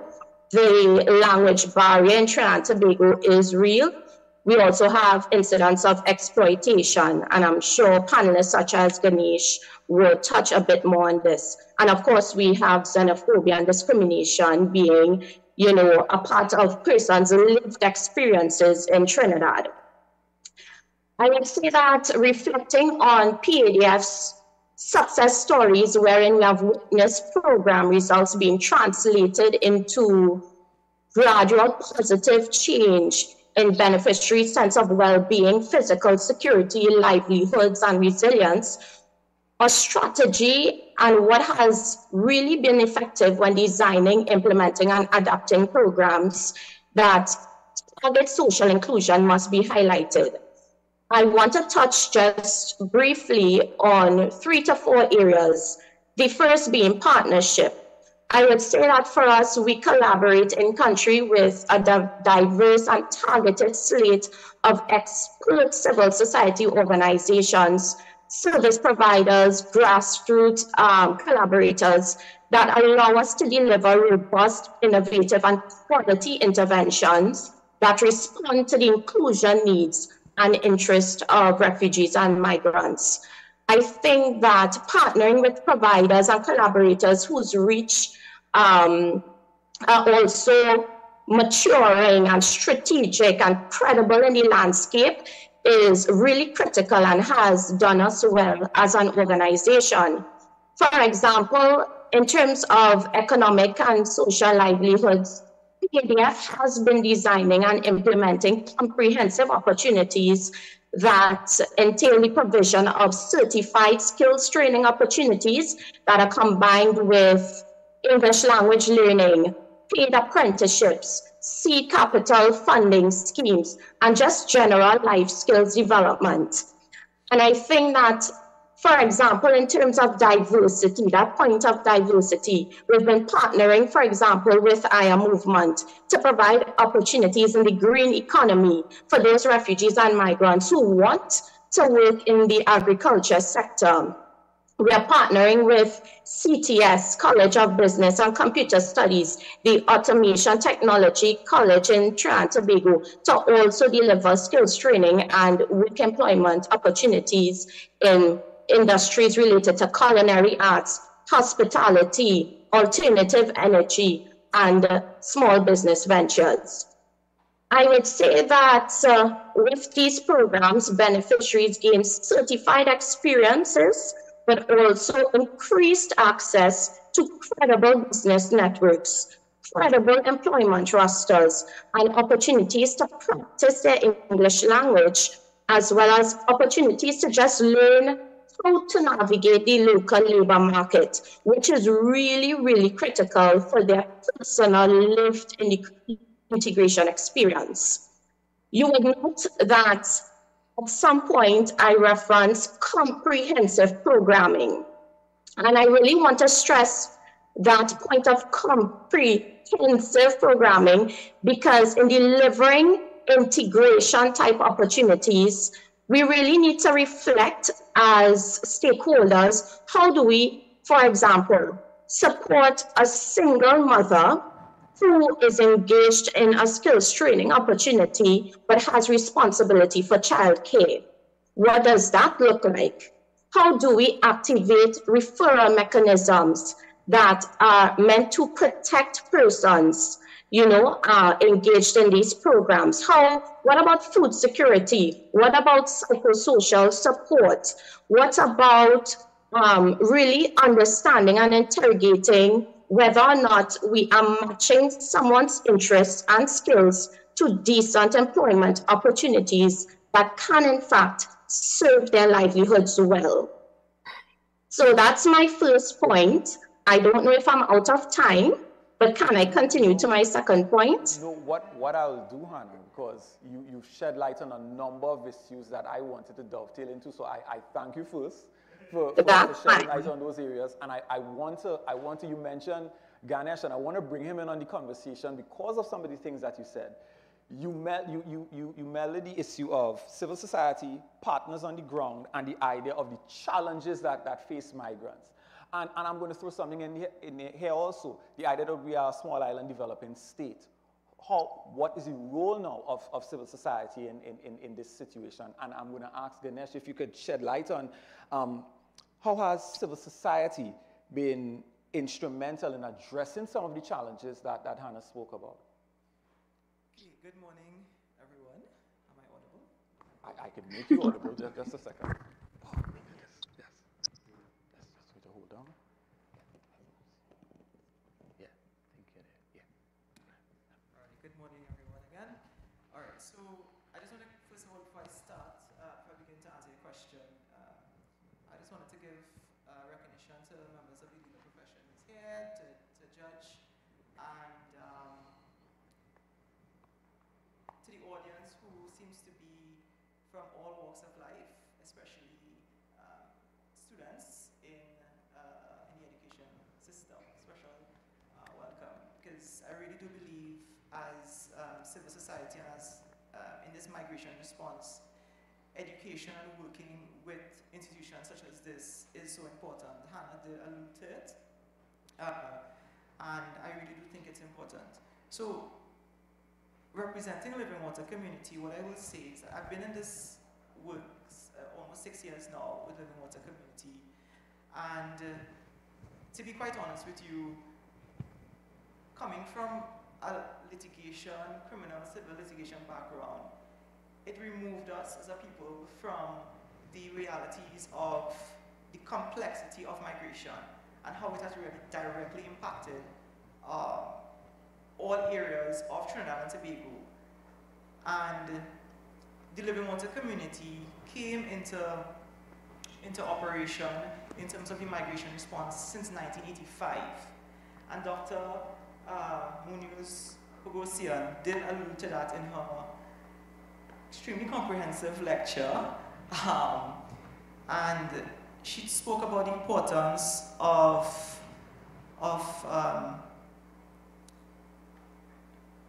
integration and there being so many organizations who are important in this response.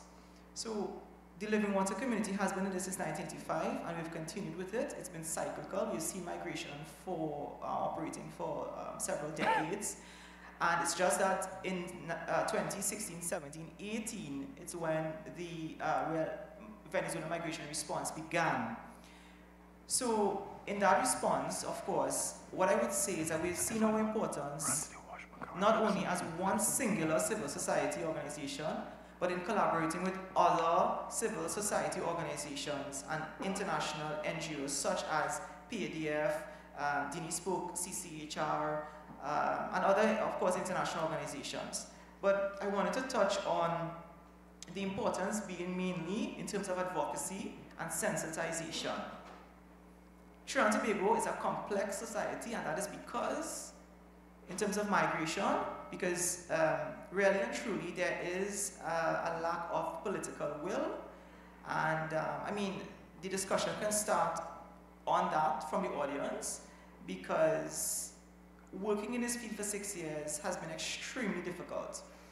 Coming from a legal background where we advise and we advocate based on the law, but there is no domestic law, it has been extremely difficult for me personally. However, what has kept me in this field is the innovation. I think you spoke about the innovation as well, Dr. Munoz. The innovation that is required from all actors of civil society, of public sector and private sector. And Hannah spoke about it as well, the innovation in which PADF has provided and has put into place in Trinidad and Tobago in terms of vocational language and improving the technical capacity of the migrants themselves. And you would hear Svetlana, who is one of our dearest colleagues at Living Water, speak about her experience as a migrant. And she's really one of our success stories, to be honest with you. So the role of civil society, I would say, in advancing legislation, conducting research. We've done work with one bank in particular. Access to banking and access to financial institutions is one important right that we often forget migrants are not permitted to have. As citizens of a country, we take it for granted that we have a bank account from childhood. But a migrant, up until 2021 or so, before, and I'll call the name of the bank just now, before this bank in particular accepted enrollment of the migrant community into its financial institution. That is the JMMB. It's a Jamaican bank who we know in Trinidad. So before that, there was no access to bank because, of course, certain restrictions around the banking sector. And access to healthcare is also important. You also spoke about that. In Trinidad and Tobago, we've recognized while the country has done so much to include migrants in emergency healthcare and immunization. Unfortunately, migrants are not privy to the largest suite of services that we as citizens enjoy. And that is in terms of serious healthcare, tertiary and secondary healthcare, so cancer treatment. All these areas of health, migrants are unable to access the public healthcare system. And that is why civil society organizations such as the Medical Research Foundation has come on board to provide some level of secondary and tertiary healthcare referrals. The public healthcare system, though, I would say in terms of HIV support, and I think that is because the HIV national policy around that has included all persons. So the Queen's Park Counseling Center, I believe, has included migrants in HIV and STD support. All right? Legal aid and legal representation, that is my field. Of course, the UNHCR Living Water Community took the lead. We provide legal aid counseling, free counseling to migrants, asylum seekers, and refugees. And that is in terms of basic representation, advice on deportation, detention, because you would imagine the policy is that all migrants who are considered irregular or have overstayed, they are subject to detention and deportation. So we advise on that. We attempt to work with immigration as well as gender-based violence. They're also subjected to quite a large amount of domestic violence and gender-based violence across Trinidad and Tobago, as well as labor and sexual exploitation in the workplace. Because of that, we have collaborated with the Ministry of Labor, and I just want to give recognition to the Chief Labor Relations Officer of the Ministry of Labor, Ms. Sabina Gomez, who really has been instrumental in pushing this level of government involvement into the protection of labor exploitation amongst migrants. We've signed a memorandum of understanding recently with them, and that has really pivoted away towards the right association of migrants, which is the right to join a trade union. So I think my 5 minutes is up, but if you have any questions, please let me know. It's too much to say in really just in 5 minutes. Yes. But you see how complex this is. Absolutely, it is. And in dissecting the complexities, I am very, very glad that in our conversations over the last week that you introduced us to Svetlana, because she gives an insight that is quite vivid, and something that we could all glean into and understand where we're coming from when we speak about the issues from a broad perspective, but then there's the individual perspective, which is very, very important. And I want to thank you, Svetlana, for sharing this space with us. And my question to you is, if you could, from a general point of view, share your personal experience that you would have had as a migrant in Trinidad. I'm looking at some of the benefits, some of the challenges, and what you would have experienced. Good morning, and thank you very much for having me here. So, yes, I'm Venezuelan, and I want to begin this question with this. I'm a woman, and a daughter, I am a sister, I am a human, and we have more in common than you think. I am a migrant like other many women who arrive in Trinidad. I was brought here with a promise of work that will help my feed my family, but I was being exploited. I was made to work long hours for a little pay. That was about 20 hours per day. Placed to live in a house with 10 people that I didn't know at that time. I have to pay the most expensive journey of my life, from which I managed to get out after 8 months of being here. A story like many other that begin with a little bitter taste, but over time this taste began to change and improve. In October, I celebrated 6 years of being in this beautiful island, which despite the challenge I have faced to stay in it, have given me the opportunity to continue supporting my family from a distance. It has given me the chance to keep growing as a person. Migration in Trinidad have expanded my perspective on life. My life have more like humanity meaning now. Being here even restored my passion for music. And thanks to it, every December, I can engage in a beautiful tradition known as Paran. One of the biggest challenges I faced was the language barrier, because even though I wanted to communicate, I didn't know how. Even when I started speaking, my lack of grammar made it difficult to express myself properly. Additionally, this limited my job opportunities because employers wasn't sure if I could perform certain tasks. From October 2017 to May 2019, during the amnesty process for Venezuelans, I always try to go under notice because when I migrate, I did not understand that it was possible to be illegal in another country. In Venezuela, we were accustomed to receive people, but we don't have that culture of migrate to another country, so I really didn't know how was that. This fear, this is a fear that many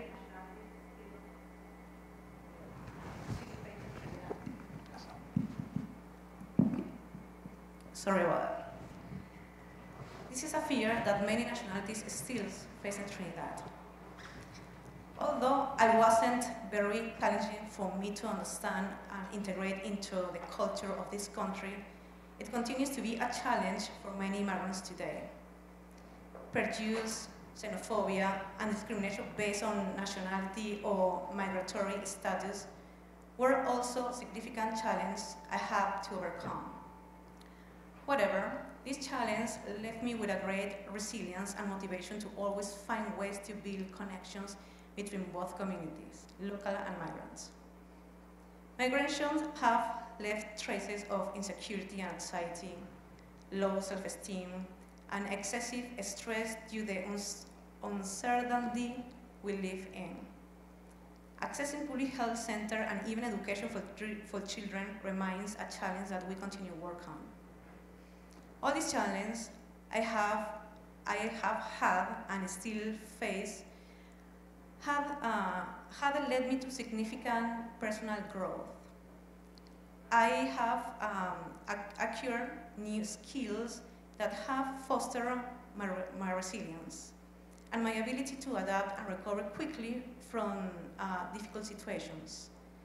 I am more determined and persistent person now, which has helped me professionally and advocate for others migrants.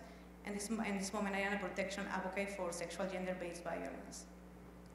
It also helped me boost my self-esteem and self-confidence, and the feeling of having overcome difficult situations contribute to a positive self-image.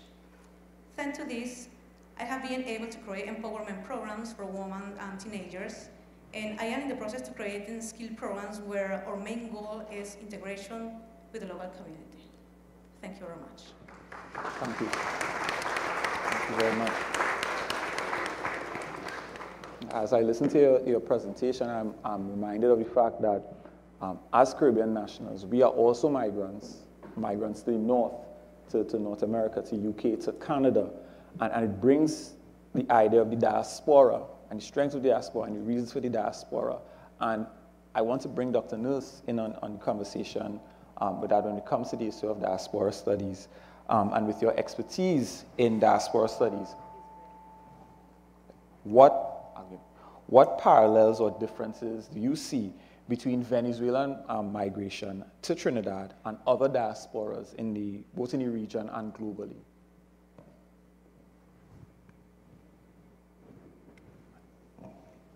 Thank you very much, Dr. Peters, and thanks to the panelists as well. Thanks to the audience and Ambassador. I've been tracking the Venezuelan issue for some time now, and it all started. I was living and working in Barbados, and I'd been invited to go give a feature lecture in Caracas. And it took a very long time for me to get a ticket to go.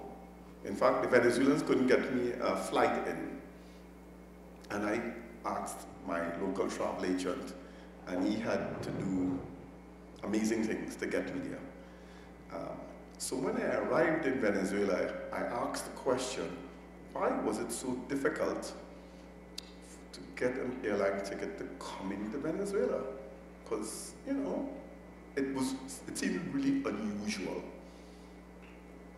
I was told something that really startled me, which is that all the flights in and out of Venezuela had been bought 2 years in advance on every airline.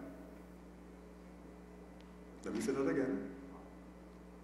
All flights, all seats, on all planes going in and out of Venezuela had been purchased 2 years in advance.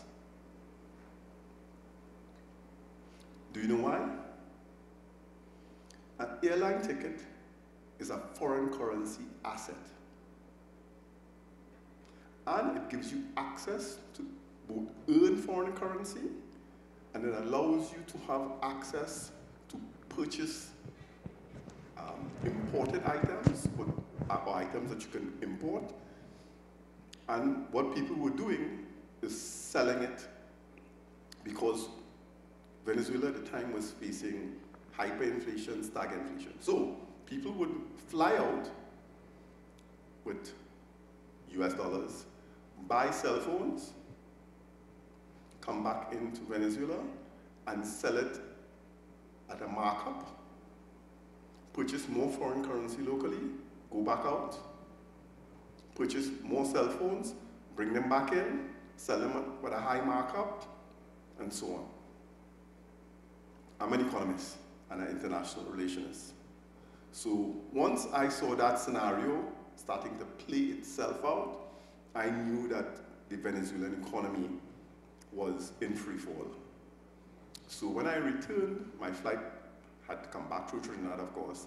I visited the Ministry of Foreign Affairs and I talked to other people, and I'm like, what are we going to do about the unfolding crisis in Venezuela? It's a fragile state, and it's only going to get worse based on all the data that we are seeing. And after that experience, I was like, wow. Well, we've done very little, to put it that way. And we've been in reactive mode. And what Betilde, if I could call you that, because we've met recently in the last few months, one of the things that she said that was really striking is that this is not a problem that's going to go away. It's only going to expand. And the fact that we are faced with a crisis that is even bigger than Ukraine, numbers, Syria, that puts things in global perspective. The outflow of people from Venezuela has been off the charts. Trinidad and Tobago is as close as you can get to Venezuela. As my daughter would say, it's within swimming distance. The Barracudas might have another point to that matter. So Trinidad and Tobago and all of the countries around Venezuela are going to be heavily impacted. There's no doubt about it, and continue to. So, and Kevin raised a really important point. Betilde spoke a lot about some of the large countries, like Colombia or even Dominican Republic, large by our standards, and their reception. What's interesting is the small countries. So you go to Curacao, you go to Aruba, Bonaire, Trinidad and Tobago. What share of the population are the Venezuelan migrants? And it will exceed the 5% mark, generally. In some instances, in excess of 10%.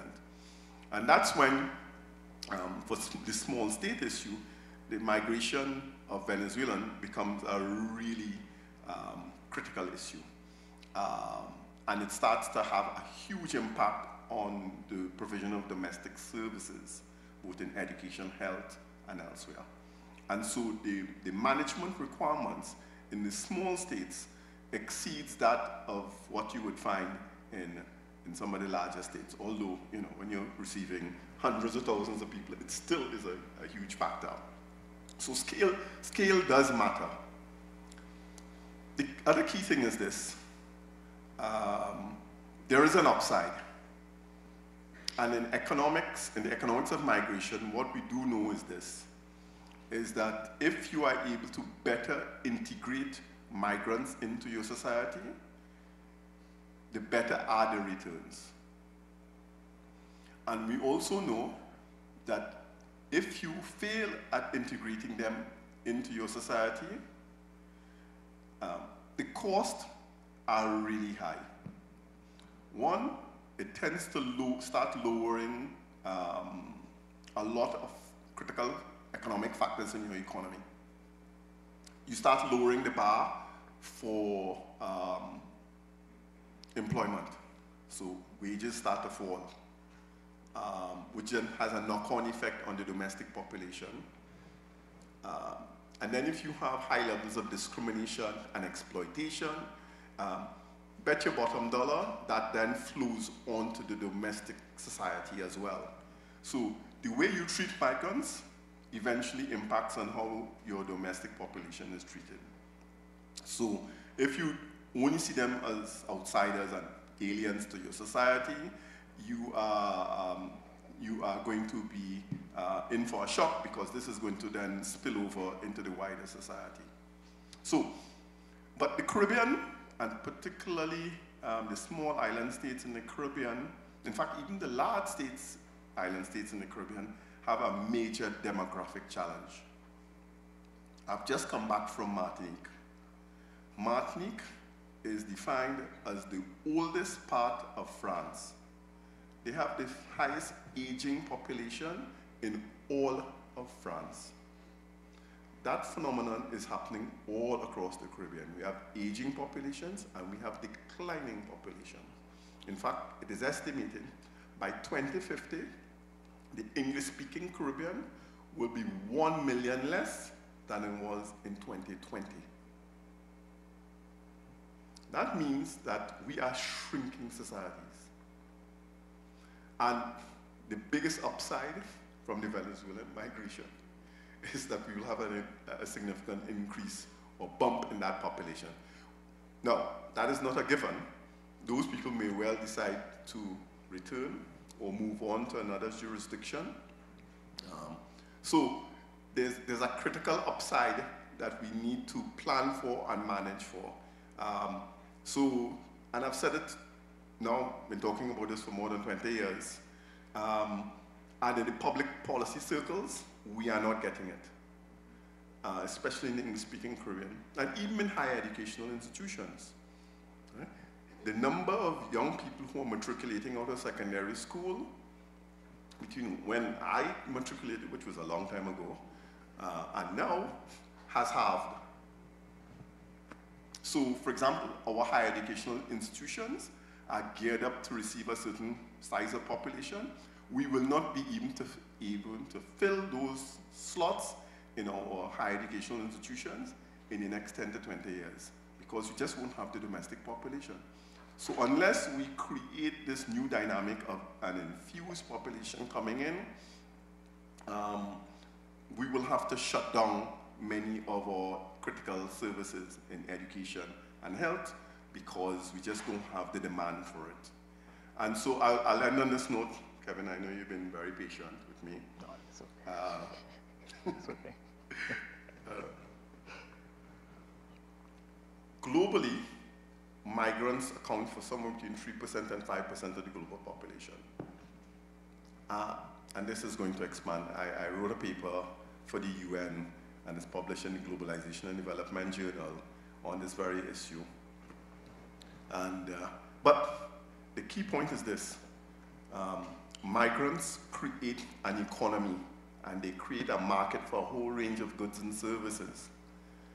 So remittances, I think, was mentioned. Migrant remittances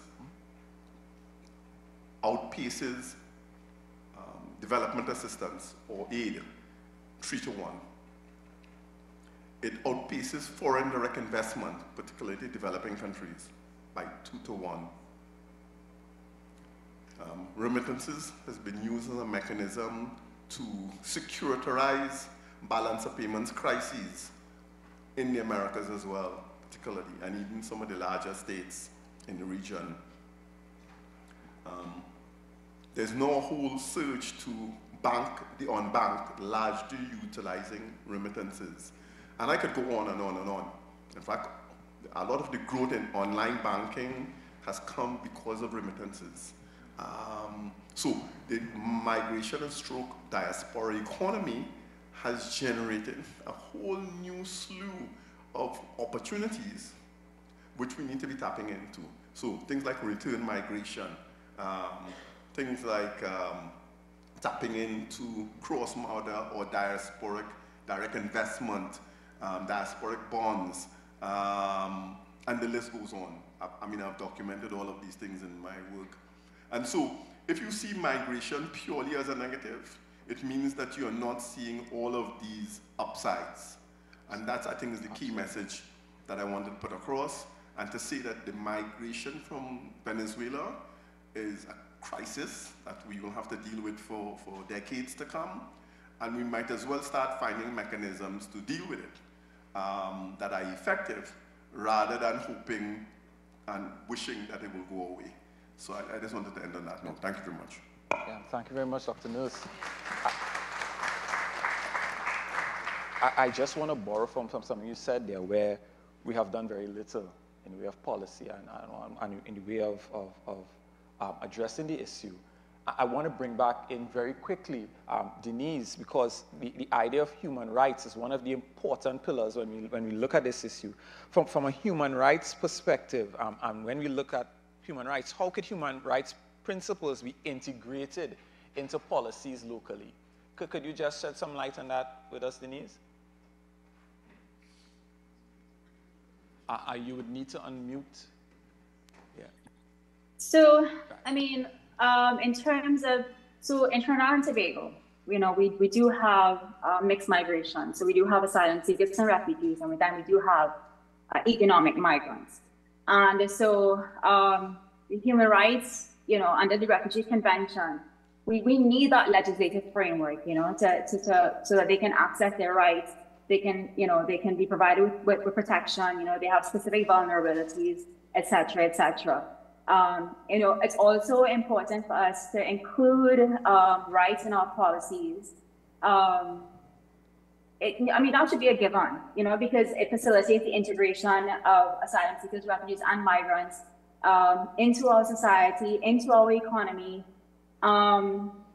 You know, Trinbagonians generally, the perception is that they are a burden on society in Trinidad and Tobago.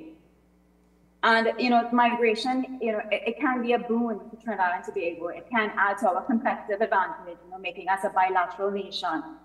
We're so close to Latin America, you know, so that really, you know, provides value for us in terms of becoming a bilingual, nation. They also contribute to industries, to several industries, to the construction industry. You know, we now have a surge in rentals, housing rentals, you know, because we have, you know, persons, they need places to live in Trinidad and Tobago.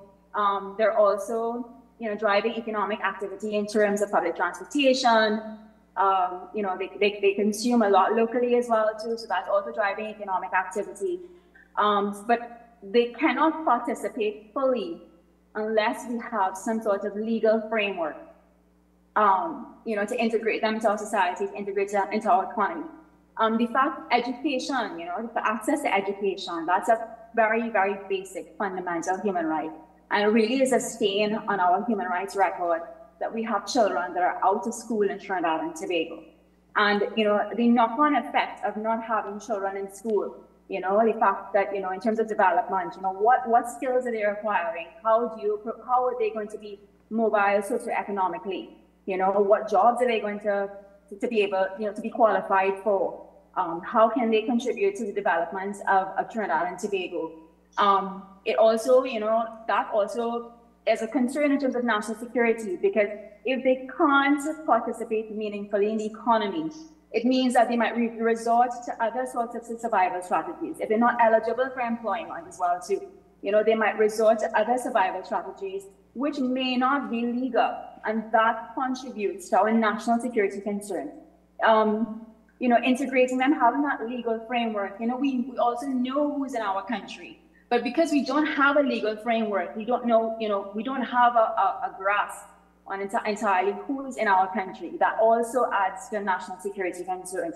So, having a refugee policy, having human rights policies, with regards to access to education, access to employment, those are really important factors in terms of the development of Trinidad and Tobago society. And migration is a boon to Trinidad and Tobago. We have to, as Dr. Nurse said, we have to be proactive. We cannot be reactive. The Venezuelan migration situation is the #1 source of migration in the world. And it is, given the state of Venezuela right now, there's no hope that that's going to, resolve anytime soon. And we're going to continue to see people coming into our shores, and because of our very, very close, proximity to Venezuela, we have to address this, and we have to tackle this head on, and we have to exploit the opportunities that migration brings to Trinidad and Tobago.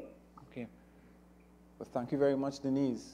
Again, the idea of human rights just keeps popping up in my head. When I started with my research on migration and then look at migrants, that is the fundamental thing that came to mind, that we are signatories to UN conventions, and it's important that we adhere to those human rights principles. I want to take the opportunity, because I've spoken enough, I've said enough here, I want to take the opportunity to invite members of the audience to come on either side. There are mics available to you to come and give your contribution, your thoughts, your ideas, your questions for our panelists. And I know on a topic that is so important, we will have persons that will want to take part. Is that my old classmate up there? Oh, great. Yes, sir. Come. You may ask.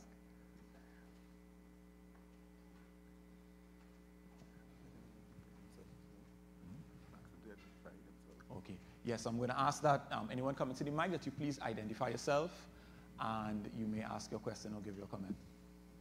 Farmer Napi. Half brother. Amilka Sanatan, Gender and Child Affairs in Office of the Prime Minister. One of the things I wanted to acknowledge is the importance of not seeing migrants from that deficit approach, but the capabilities approach Dr. Nurse was speaking to, and perhaps make an acknowledgement of the incremental ways integration has happened through need. And we see that in the issues of Ministry of Health and the way the healthcare system has responded to it, as well as the National Child Rights Policy, institutional care for children, and the protection of their human rights. We have a long way to go, but I would like to acknowledge some of the social work intervention which activists have really brought forward to protect the rights of children in that regard. Notwithstanding, it was in 2004 the Cabinet would have approved the implementation of Spanish in Trinidad and Tobago. Rest in peace, Patrick Manning. And now we are in 2023, and the only people speaking Spanish inside the car wash and people who are trying to travel to our next country. What is happening is that we really missed a development opportunity. By 2020, we were all supposed to be bilingual or having that as our first foreign language. Who would have anticipated the migrant displacement that would have happened by 2013, 2012? So this is something I'm asking on the side of the panelists. Are there institutional arrangements to help advance that? It is being taken on by the government, maybe not at the pace that we would like, but the implementation of Spanish at a national level, and definitely having institutional responses. The second question I would have is really for Dr. Nurse and others in COSTAATT. Is there an institutional arrangement to protect student mobility? So when we have higher education graduates or students moving from Venezuela or Colombia or Brazil, and they attend another higher education institution in Trinidad and Tobago, is their certification recognized? Is there a process for it to be accredited? Are there memoranda of understanding that supports that, so that higher education students, they continue to have regional mobility? So one question around the implementation of Spanish around different agencies. The state is taking it up, but the second issue is around student mobility for higher education students.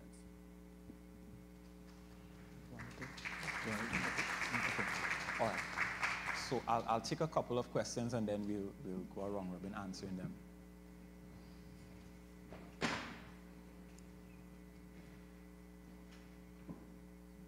Check 1, 2. Forgive me. Good morning. My name is Tavarna Nelson, a student at the St. Augustine campus, UE. I am also a migrant. I am a Jamaican. So I have one question and one comment. My question is to, oh God, she's gone. Miss Denise? Oh. My question is for Denise. Denise, are you still there? She might come up after. She's waiting, okay. Okay. I'm just curious about the development in the legal framework as it relates to human rights. Yes, we're talking about this. Yes, we're talking about that. But what is being practically done to make a difference in the legal framework? That's my question. Mr. Peters, Dr. Peters, sorry, I hope you're taking records, so when she comes back, you could just, yes, I for the sake of time. Yes. And I want to make a comment right now. I want to say thank you. A lot of us go around sharing critical comments, mostly negative about the government or policy agencies, what they're not doing. But there are a lot of stuff that they are doing that has helped me personally. I am, I'm doing my second degree now at UA, my master's, and yeah, coming here it was tough. I don't look like a Venezuelan, I don't sound like them, but I can relate to them because we share the same experiences as it relates to social challenges. But for sure, many persons have asked me if you should choose to live here in Jamaica, where would you choose to live? And I always choose Trinidad to live. So, thank you. So there are a lot of stuff that are being done that the public doesn't know about. I was fortunate enough to be a part of the research team at the Office of Law Enforcement Policy, Ministry of National Security for some time. And from the inside working, I can comment and confidently say that things are being done. I just want to express my gratitude to all the agencies, all the representatives, all the research academics, Dr. King, big up yourself, to make a difference for the immigrants in Trinidad and Tobago. So thank you.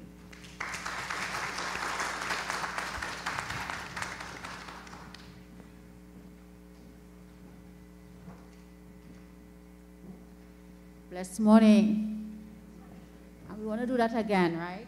Blessed morning. Good morning. Good morning. I am Shian Mavaji. I'm a COSTAATT alumni. I'm graduated in 2015 in a bachelor's in social work with honors. I am also the founder and executive director of Rudolph Empowerment Foundation, and I'm also associated with the U.S. Embassy Port of Spain as a peace ambassador. I work heavily with the Venezuelan community, but we also work with all migrants. And I just want to make a statement before I ask the question. You see, we're talking about education, and we want the education system to open up to everybody, but it must have structure. Right now, we have no structure to embrace the Venezuelan children into our schools. Our teachers are not bilingual. So when we put the children in school without structure, things happen. And there where the civil society and the NGOs play a crucial role. IOM, we have UNICEF, we have Living Waters. There are many child-friendly spaces that we don't hear about at all. And those child-friendly spaces, I think Hannah, Denise, and Living Waters, they could speak to that. For World Children Day, we have actually in Trinidad and Tobago 125 spaces that are working with Venezuelan children, getting them prepared for public education. How many of us in the room here know that? Who is funding the NGOs or the civil society? We are not being funded, but we are doing the work. And I just want to put that on record. It is important to get the grassroots civil society, because I heard it mentioned before, into the heartbeat of what is happening, because migration is moving. We have communities that will come into communities in Central, and I'm from Central, and in 2 days they might end up Cedros. In 2 more days they end up Mayaro. 2 more days they end up in Rio Claro. We need to be tracking persons to ensure proper education, proper health, and safety as well. Exploitation is real. Xenophobia is real. It has reduced because of the work of everybody in this room. But we have to take our worldview and take it and grab it and speak about the white elephant in the room that we are not speaking about. The government is doing a lot of work, what is the information is not be disseminated proper enough to reach the people on the ground. I don't want to pong TTPS now, but our officers need to be trained in communication. We need to have bilingual police officers, so they could speak to when somebody go to make a report. They don't just brush them inside and put them to sit down for 3 hours, and then they have to call a civil society organization for us to reach inside the police station to deal with an issue. Some of the panel know what I'm talking about well, especially with our young Venezuelan women. It's not nice. My question is this: are we going to advocate for the government to put a policy in place where it will embrace every civil society organization in Trinidad and Tobago and make it mandatory that somebody in those organizations must be bilingual? We must have a safety officer, we must have a health officer, we must have an education, qualified education officer that understand the curriculum in Trinidad and Tobago. So if we teach, we're teaching the right thing. That is I want to put that out there. When we're advocating, we need to have all the information. And Dr. King, yes, I did read your paper as well, because we presented earlier this year on the United Nations platform in New York on the rights of the child. And we're talking on the rights of all the children, not only the migrants, because also when we work just with the migrants and we talk about integration, we have to find a platform where we could bring balance. Because in Trinidad and Tobago, while xenophobia is so high, we need to include the locals in the solution as well in the problem. And I'll stop there.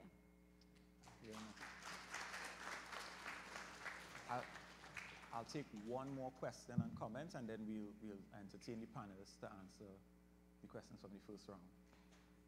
Hello. Hi. Well, I was going to go around what she said, something similar. I wanted to speak about, for me personally, it's all about the language. It's the biggest barrier, it's the biggest challenge. Especially in my case, I remember when I migrated to Trinidad 8 years ago from Venezuela, my niece didn't know how to speak English, and she was 8 years old, and no school accepted her. We had to pay private school, a bilingual private school that was very expensive, and then we had to pay for private English lessons for her to catch up. It was not cheap. I don't think many migrants had the opportunity or the privilege that we had to pay for that. And in 1 year, she learned English, and she was able to go in an English Trinidad school. I'm no teacher, but I think that children, when they're young, they can learn another language very fast. And if my niece learned it in 1 year, I'm sure a lot of them can. And she was 8 years old. So that is, for me, one of the important things. You want to accept them in the schools, but they don't speak the language. And that's where I wanted to ask Dr. Batilde. You spoke about a lot of programs that are going on in Latin American countries, but most of these countries speak Spanish. Do you know of any successful program that you can recommend from other countries that can help the migrants speak the language? And I think that I think that a year, as my nieces, is not a long time of investment that they can learn. And then go into the school system where they're going to pay for school, and it helps with the economy, and also you will have better prepared people here for the future of Trinidad. So any programs that you guys know, recommend, that can work or that can be implemented here. And not only for children, there are also adults, because I believe that Living Waters had one, but for English speaking free for adults, but it was during the week. And during the week, the immigrants have to work because they need to live. So maybe programs for adults that are off work hours or something to that. But I wanted to ask the doctor if she knows any successful ones. Thank you.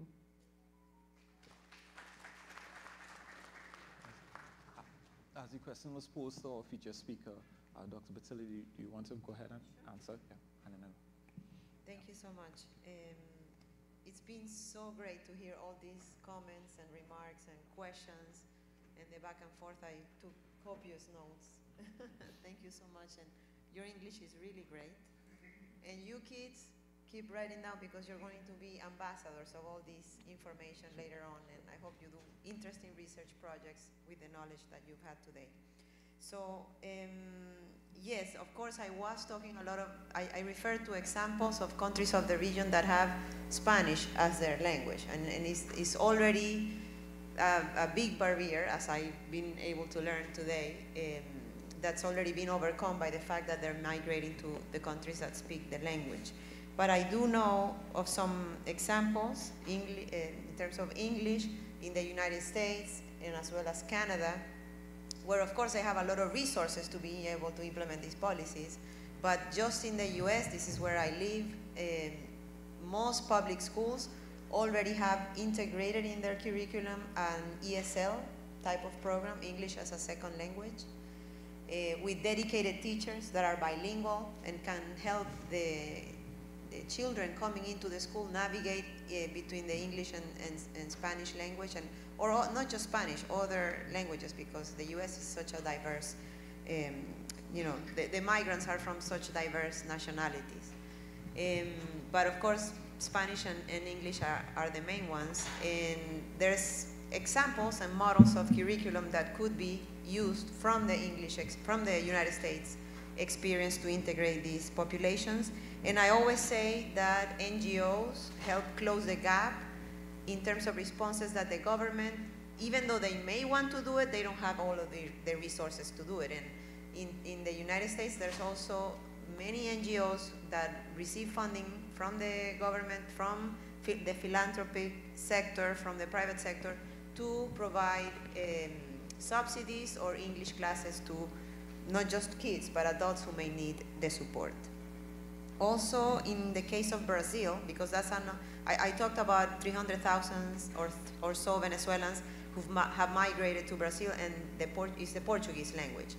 Granted, it's very similar, or there's ways that we can relate with the Spanish to the Portuguese, but what they've done in this case, and especially through the interiorization program, interiorization or relocation program, and giving special emphasis to the work that local governments are doing, they are also providing support with Portuguese classes and putting the migrants in jobs where they can progressively learn the language. And I will also mention very interesting experiences that are happening in Canada, where not just the government, but the communities take on the leadership of receiving newcomers, and they have also organized at the church level and community level to be able to provide language support to newcomers into Canada. So to give you some examples that, again, could serve as inspiration for what could be done here.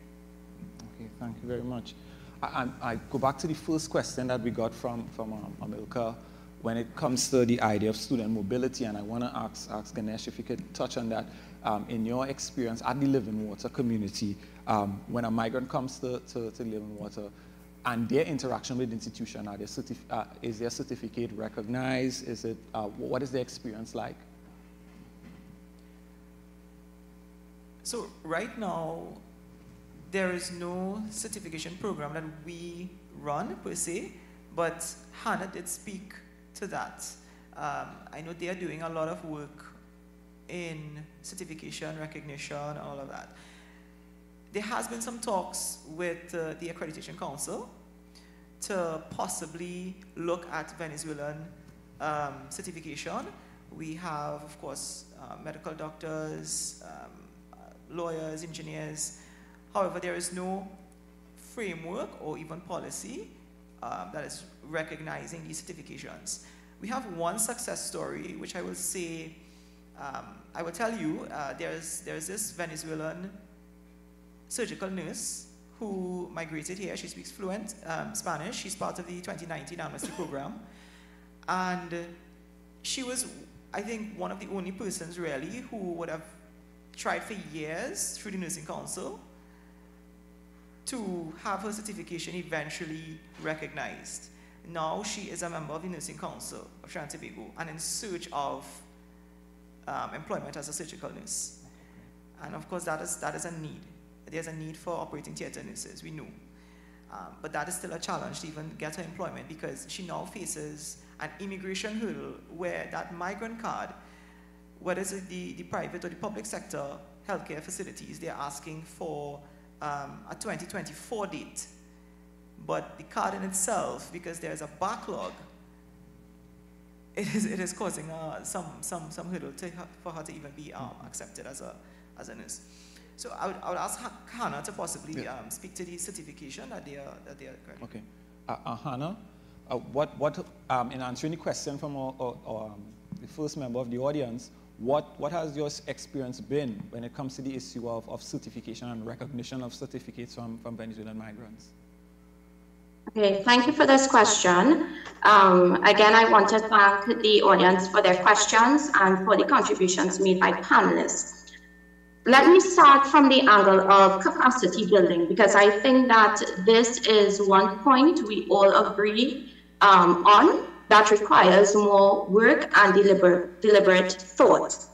I would say back to Mr. Sanatan's question on language capacity, Pan American Development Foundation has been partnering with the University of the West Indies to in fact roll out Spanish for specific purposes courses that are tailored to frontline personnel working in Trinidad and Tobago.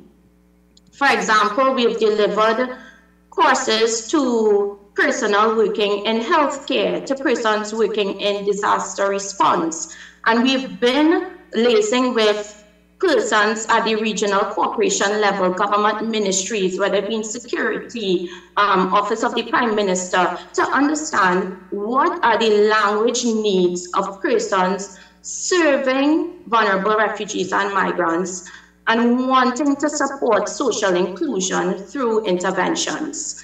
So again, I can't say that this exists.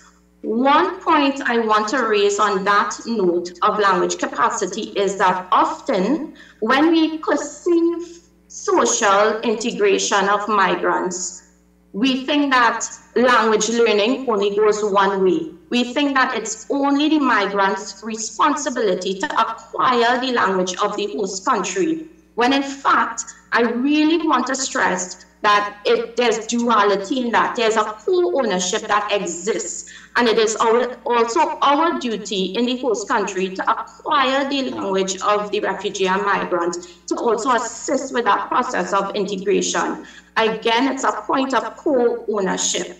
So that programming does in fact exist. And as I said, we deliver this through the University of the West Indies. Another point that was raised circles back to curriculum development and professional teacher training. In fact, for over the past 2 years, the Pan American Development Foundation has been working with UE to produce an ESL content language learning integrated curriculum that is adapted to our national primary school curriculum to support the integration of Spanish-speaking children in Trinidad and Tobago. We've been also running several cycles of teacher development training with schools that are prepared and willing to integrate refugee and migrant children, as well as child-friendly space facilitators and teachers. So this work is again ongoing.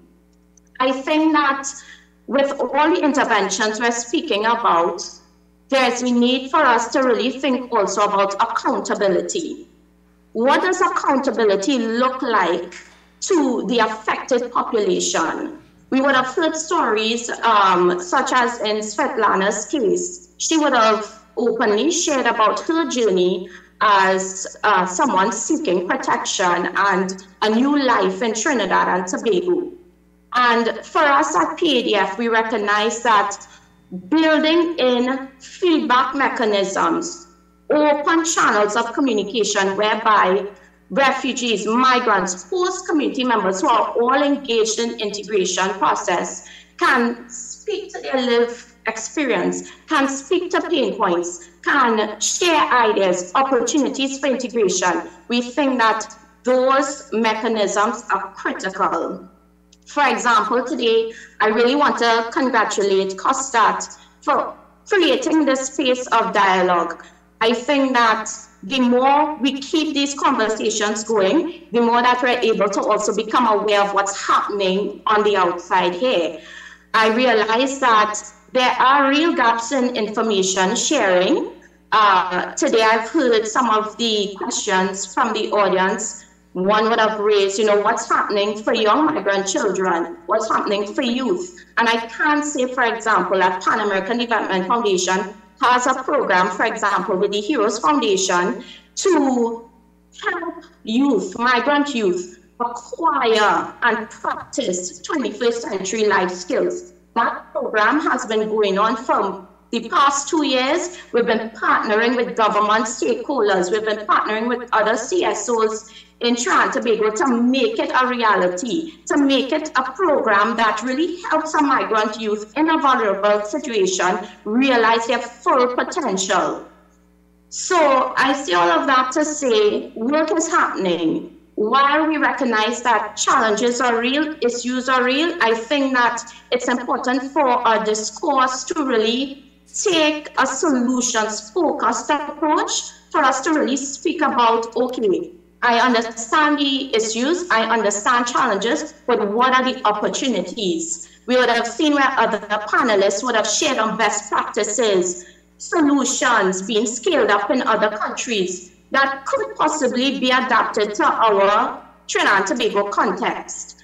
And that is my encouragement today, that we aim to fill those information gaps and see what are the possibilities we can explore, what are the capacities that need to be built for us to really positively support social integration and inclusion. Okay, thank you very much, Hannah. There was an important question about the legal framework as it pertains to human rights from our friend from Jamaica. But unfortunately, I've been informed that Denise could not hold on any longer on the panel. So she had to leave, and I do apologize on her behalf. But it was a very important question. Again, sharing your interest in the idea of human rights and what it means and how do we wrap our minds around this and challenge it and confront it. I would have loved to hear the response to that, but unfortunately we can't.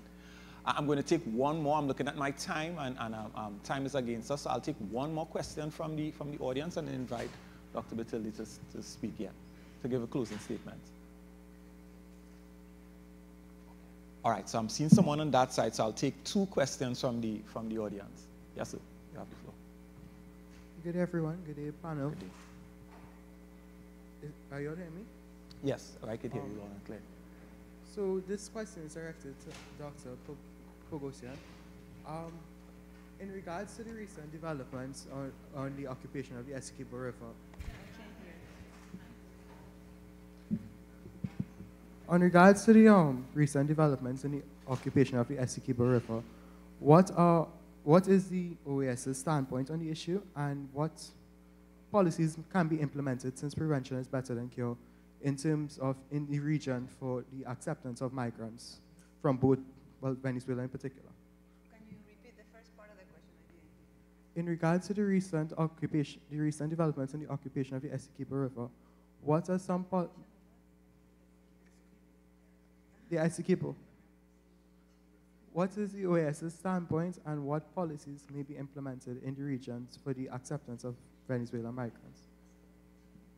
Of course, that's hot in the news, right? Unfortunately, I don't have a mandate to address that question, nor I think it's pertinent to the discussion. But of course, I understand it's relevant for the Caribbean region.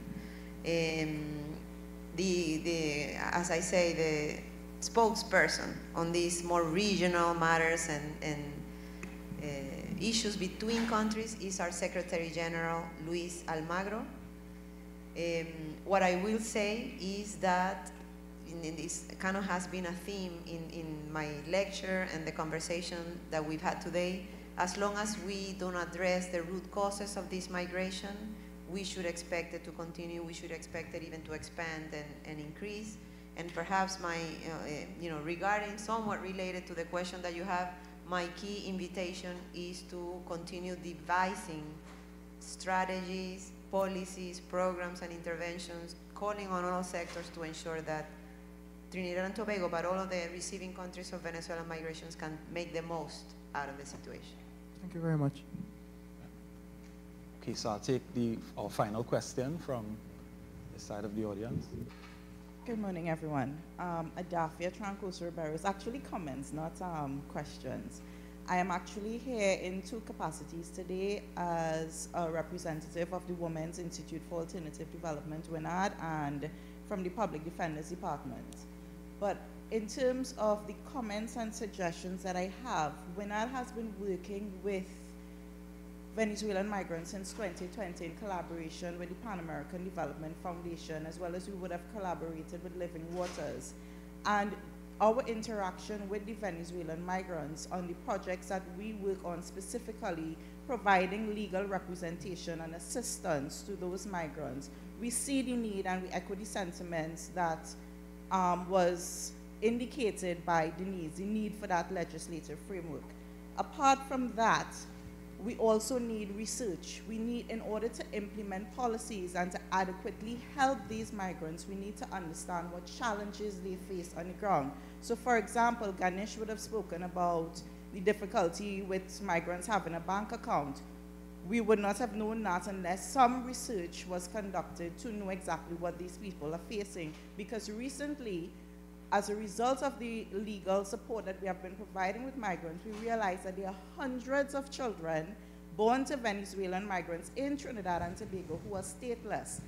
Recently, we completed a pilot project with UNICEF that was funded by them, where we were able to assist with the birth registration of 74 children born in Trinidad and Tobago, although the target was 50. Now we are in the process of trying to streamline that and see how we could help more, because there are hundreds of children here who are unregistered and basically don't have access to education and healthcare and so forth.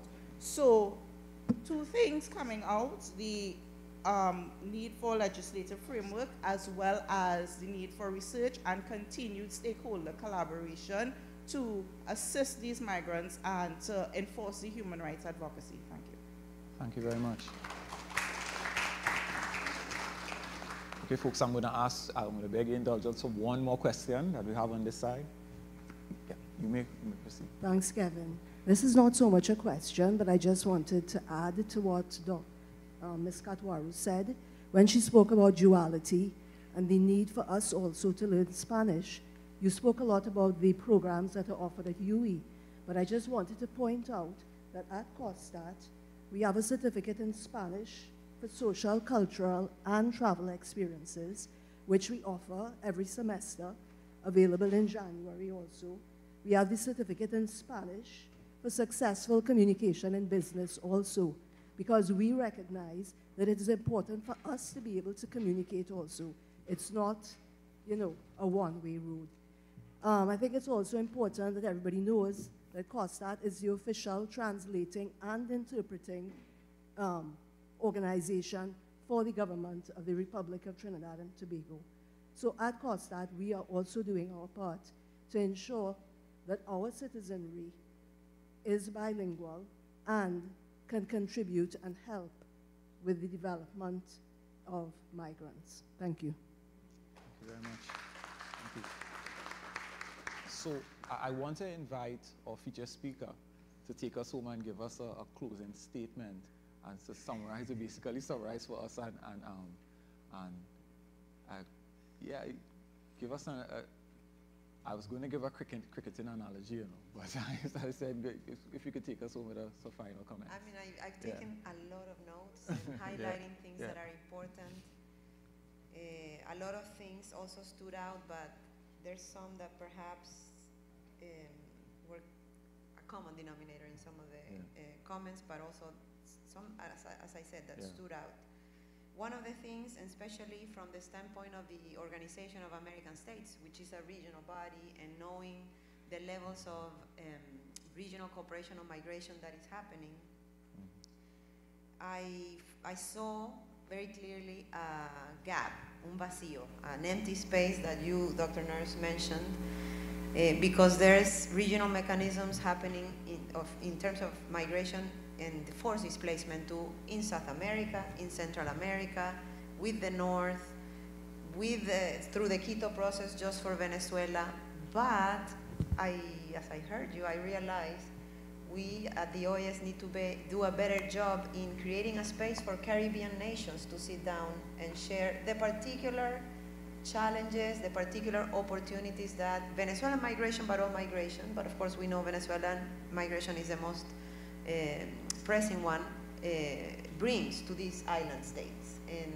I think there's a very interesting opportunity to bring Caribbean nations to discuss this and see what learning could be shared amongst them, including issues as the language and how to improve the offer in terms of English language for the newcomers, but also Spanish and other languages for communities that are receiving. That definitely is one, and while I see a lot of positive efforts in terms of regional coordination, I also see duplication, and after today, I see an empty hole that needs to be filled in terms of facilitating dialogue, exchange of experiences and good practices amongst Caribbean nations. The second issue that also was very interesting, and I think most of the panelists, definitely those on my right and the ones that connected online, mentioned on the issue of integration is jobs and economic inclusion. Dr. Nurse talked about the benefits of diaspora that is economically included, how it helps move and represents benefits to the receiving to the country of origin. But I want to especially mention the benefits of guaranteeing jobs, livelihoods, and economic and social integration for those who are arriving. I visit a lot of the countries of the region, and one message that is common to all my conversations with migrants is that they appreciate a lot charity and the support that they may be given by NGOs, but they want jobs. They want a work permit, they want jobs, and they want to be able to provide for themselves. And usually they talk about sending money back to Venezuela to help their families. So, and at the same time, this is where the investment of international cooperation does, is more limited. In other words, what I want to say is that international cooperation usually goes to the short-term humanitarian response, how to stabilize people in the Darien Gap, in the border between the US and Mexico, the people in the, who are in the northern part of Chile, between Chile and Bolivia, or those who have accidents at sea, right? But we, and again, based on the conversations today, I realize the importance of investing, not just funding, but energy and ideas in terms of devising policies to provide jobs, working permits, and full economic integration to these populations. So that's a second idea. And I think the third one, which is already part of the conversation here in Trinidad and Tobago, which I am very glad to hear, is how to mainstream a human rights perspective and an inclusion perspective in policy design.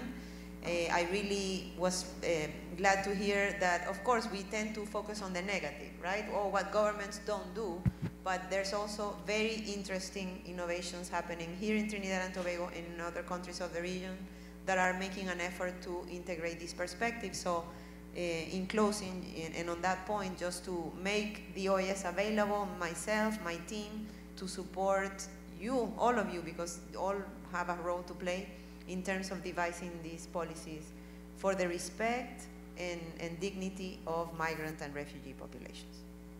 Thank you very much, Dr. Batilda. And I want to thank you all for your attendance, and I trust that the information that has been discussed up here will resonate with you all as you all ponder upon the issue of migration and its importance in our society today. Could we give the panelists, the esteemed panelists, a round of applause again? Thank you very much.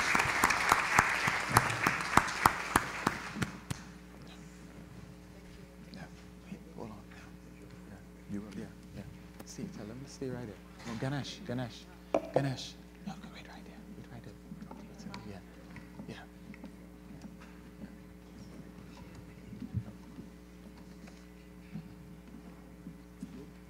Now let's hold on. Hold on. Let's hold on. Yeah.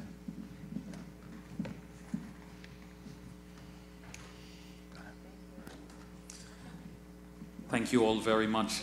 I think we can now call them our distinguished panelists. Thank you very much indeed. What a beautiful cross-section. We just looked at the economics, we looked at the legal framework, we looked at the political issues.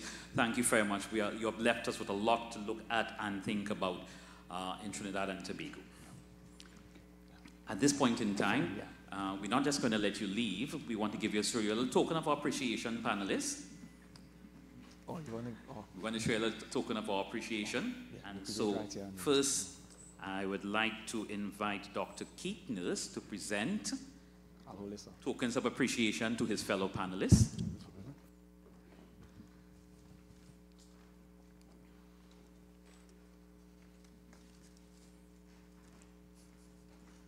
You know you're not going to get away.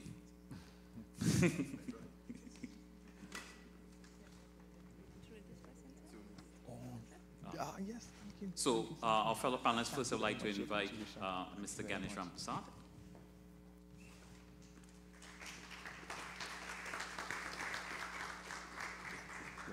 Please. Yeah, please.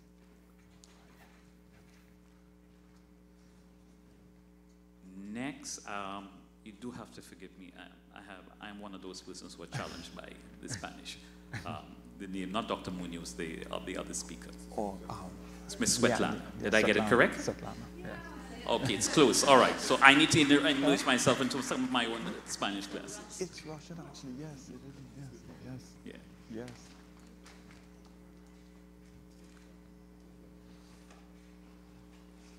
Thank you very much, Dr. Nurse. Next, I would like to invite Dr. Nazim Koilas, Vice President of Student Affairs, to present a token of appreciation to our feature speaker, Dr. Matilda Munoz Pogasian. Everyone's okay? Everyone's okay?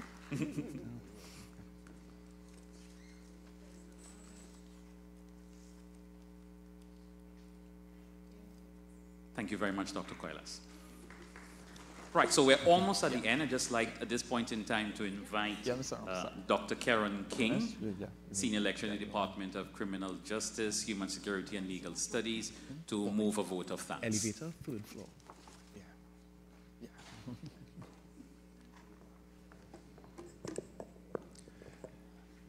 Good afternoon, everyone. I've been asked to move the vote of thanks, and I am aware that I present at this moment an obstacle between you and lunch, so I promise to be brief and quick to the point, but it's important that we say thanks. My grandmom used to always say that gratitude is the best attitude, so permit me a few moments to say thanks. Thank you to Dr. Matilda Munoz Pogasian, without whom in many ways this event would not have happened. We met Matilda a couple of months ago. And since we discussed the idea behind this lecture series, a value-based, ethics-driven lecture series to think about innovative ways to address this very important issue, she connected with our vibes, our ideas, our values, and we're thanking you so much for delivering a thorough lecture this morning. We thank you to the panelists, Ganesh, Svetlana, Hannah, and Denise, who readily agreed to be here with us and share from their great insights, share from the work that their organizations are doing. As has been said this morning, there are gaps in the information sharing, so discourses like these can present the excellent work that these organizations are doing. So we thank you, thank you, thank you. I want to thank some special divisions and individuals as part of COSTAATT here. Events like these don't happen by wishing it. People roll up their sleeves and get the job done. I want to start by thanking the Office of the President, led by Dr. Keith Nurse and his comrades who work with him, Melissa Headley and Charlene Charles. They really came on. One of the things we had in our earlier meetings, Dr. Nurse mentioned, what is the strategic vision and how would we know that we have met our strategic intent? And I think from the discourse here today, we have met that. This idea behind, we have a challenging issue, migration, but we can approach it with both resilience and innovation. So I'm happy that we have met that goal. Thank you to Melissa Headley and Charlene Charles for doing the background work.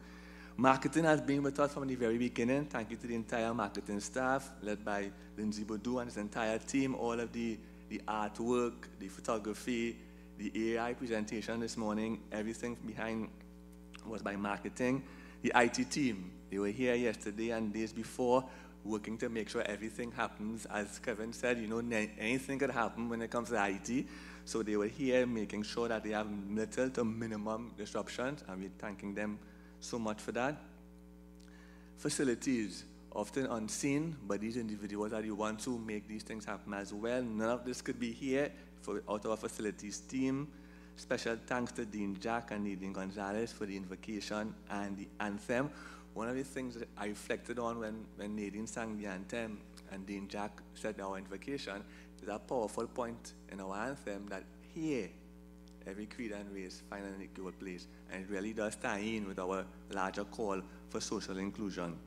Thank you to the government campus and the staff for being such a wonderful host. Nathaniel, thank you so much.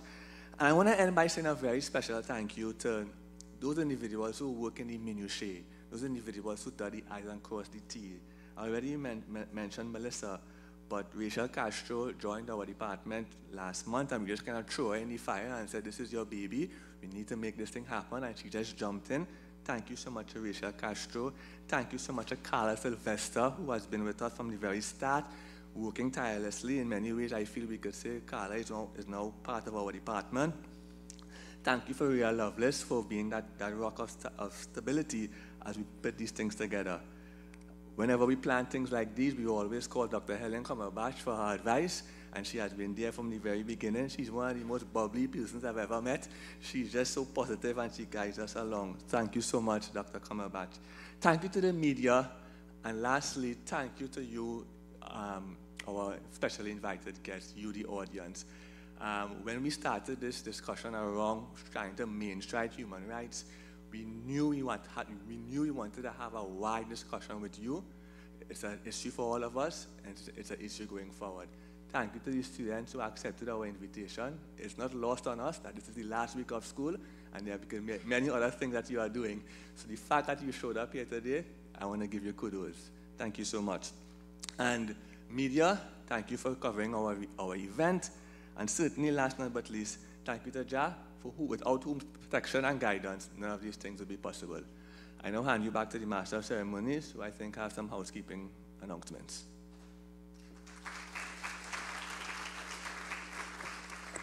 Thank you very much, Dr. King, for that very comprehensive thank you list.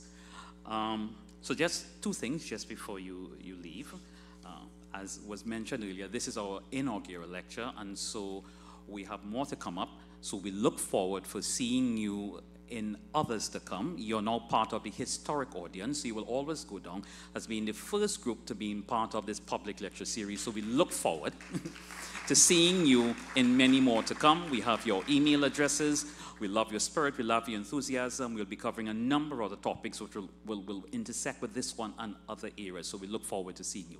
Thank you. And finally, I just want to say, at the end of this, we just have some light refreshments for you. We know it's lunchtime, but just to keep you until you get back to where you are so you can get your lunch, we just have some light refreshments which will be available on the second floor. Thank you.